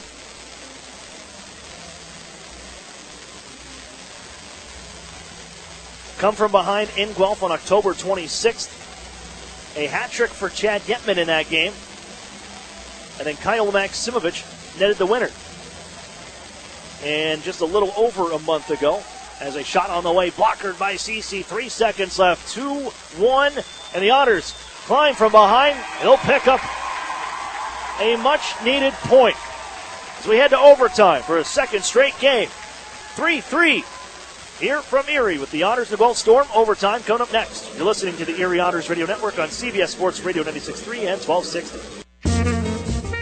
The Sheraton and Courtyard Erie Bayfront Hotels are proud sponsors of the Erie Otters. Join them for their pregame and postgame celebration at the award-winning Bayfront Grill or the brand-new Shoreline Grill, located just minutes away from all the action. Let them help you fuel up for the high-energy game with their extensive menus and craft brew selections. You ought to be dining with the best. The Sheraton Erie Bayfront Grill and Courtyard by Marriott. Okay, we're going to keep this quick.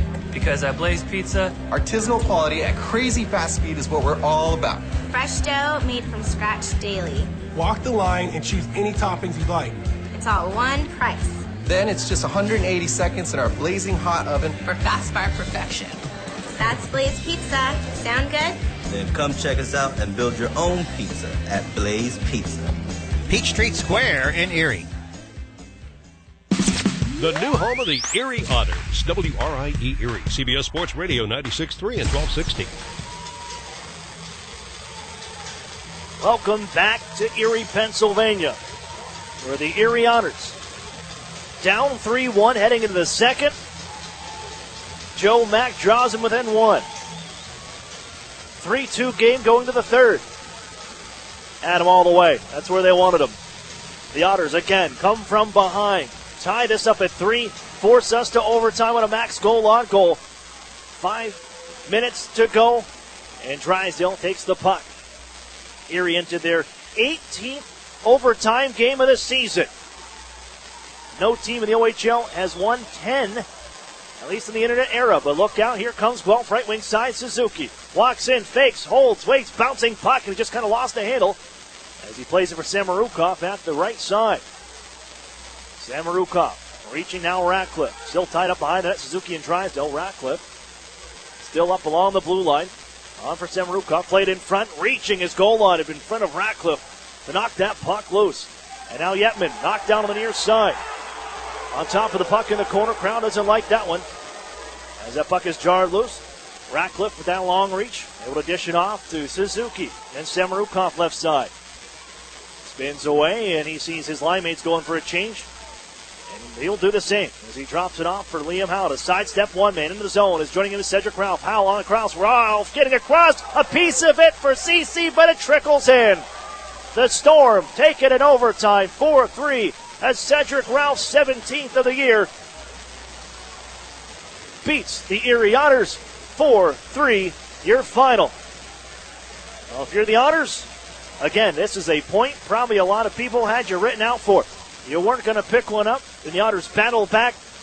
And with using a game in hand, you draw within 3 of the Windsor Spitfires. We'll step away for a break. Duskus Martin Funeral Home post-game show coming up after this. You're listening to the Erie Otters Radio Network on CBS Sports Radio 96.3 and 1260. With the new Express Sports football and car racing from the Pennsylvania Lottery, you can play your favorite sports at participating retailers, bars, and restaurants. Make your picks on your placelet, like touchdown pass on the third play, or the first 3 cars to cross the finish line, and watch the fast-paced lifelike action on the big screen. With drawings for cash prizes every 5 minutes, there's never a dull moment. Come on, come on. Yes! Express Sports from the Pennsylvania Lottery. Compete from your seat. Players must be 18 or older. Benefits older Pennsylvanians every day. Hockey is back in the city of Erie, and you won't want to miss any of the hard-hitting, fast-paced Erie Otters action at the Erie Insurance Arena. It's a hockey weekend as the Otters host the Sarnia Sting on Saturday, March 2nd at 7 p.m., and then host the London Knights on Sunday, March 3rd at 4 p.m. with a free skate with the Otters after Sunday's game. Don't miss the NHL stars of tomorrow, today. Get your tickets at the Erie Insurance Arena box office, online at ottershockey.com, or by calling 814-452-4857. What sedan lets you hit the road and not the gas station? With an average of 37 miles per gallon highway, it's a 2018 Nissan Sentra. This compact sedan has a sporty profile thanks to its sleek aerodynamic design. It also has other great standard features like Bluetooth and remote keyless entry. The 2018 Nissan Sentra. 0 down for only $199 a month. Sign and drive. What's the best-selling SUV in America? It's the Nissan Rogue. 0 down for only $279 a month for 36 months. Sign and drive. The Rogue has standard features such as zero-gravity seats, Android Auto, Apple CarPlay, and rear cross-traffic alert. 0 down for only $279 a month for 36 months. Sign and drive. Stop in and meet the Rogue family at Interstate Nissan, 1.5 miles south of I-90 on Peach Street. 18 Nissan Sentra, selling price $19,247, VIN JY320068. 18 Nissan Rogue, selling price $26,100, VIN JP503998. Both leases 12,000 miles per year for 36 with Tier 1 credit approval through NMAC. Lease payment is plus tax, title, license, stock fee, and $595 acquisition fee. The new home of the Erie Otters, WRIE Erie, CBS Sports Radio 96.3 and 1260.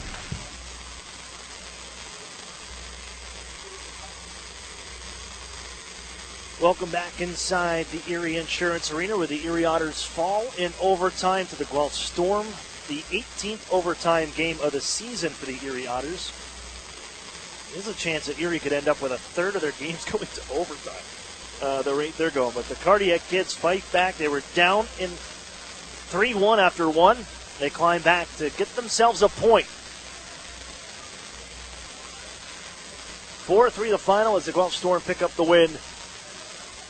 Their 8th overtime victory for the Storm as Cedric Ralph with his 17th of the season in overtime downs the Erie Otters.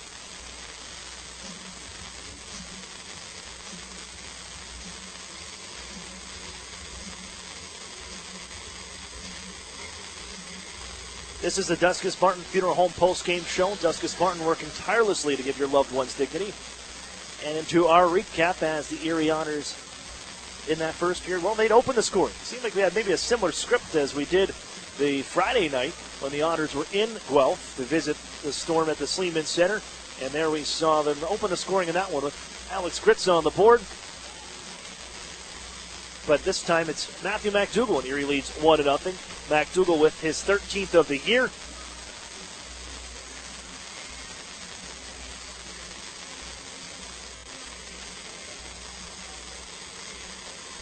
And Erie led 1-0.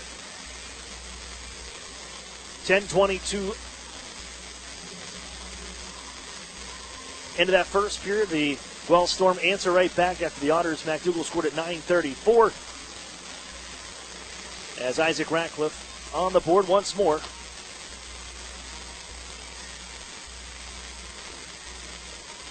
One game here from Erie. 35 seconds after they tie it up, Zachary Roberts puts them ahead. On the board with his 8th of the season at 10:57, and then Samarukov with just seconds left in the first 37 seconds left in the frame. And a power play goal. He just blasted through traffic. That beats the goaltender on the glove hand side. And it's 3-1 after one. Right where the Otters won them, right? Comeback hits, kickstart things in the second. 8:43. Joe Mack deflects a pass, or a slap pass, really, from Jamie Drysdale as he ramps it past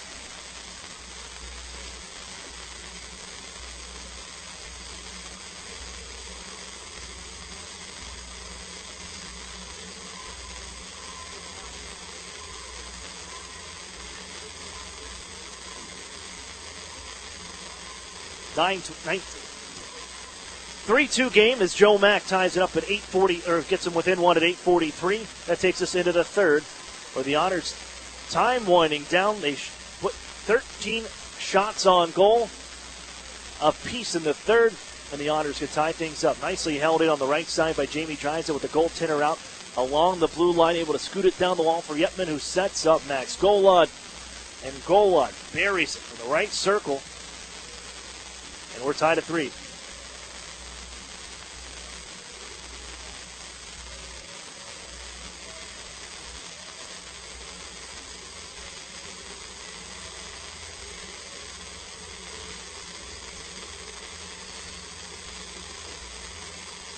So overtime we go for a second straight night. And for the Erie Otters, it was their 18th overtime game. That leads the way in the Ontario Hockey League.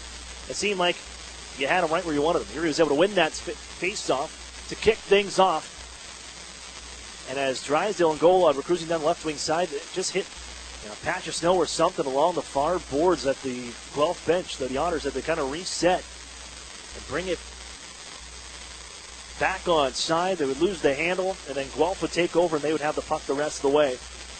And as Suzuki and Ratcliffe go off, Dmitry Samrukov recognizes that. He's going to do the same. And as he hands it off to Liam Howe, Howe makes a nice move around goal line at the end of his shift.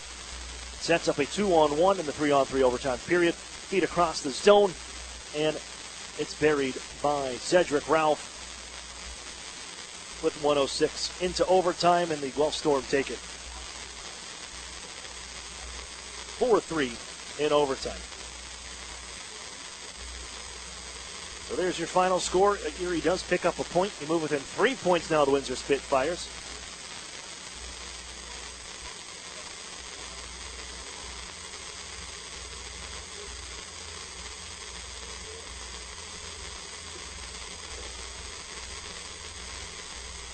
As the Otters fall in overtime for just the third time this season, but it is a point that you need.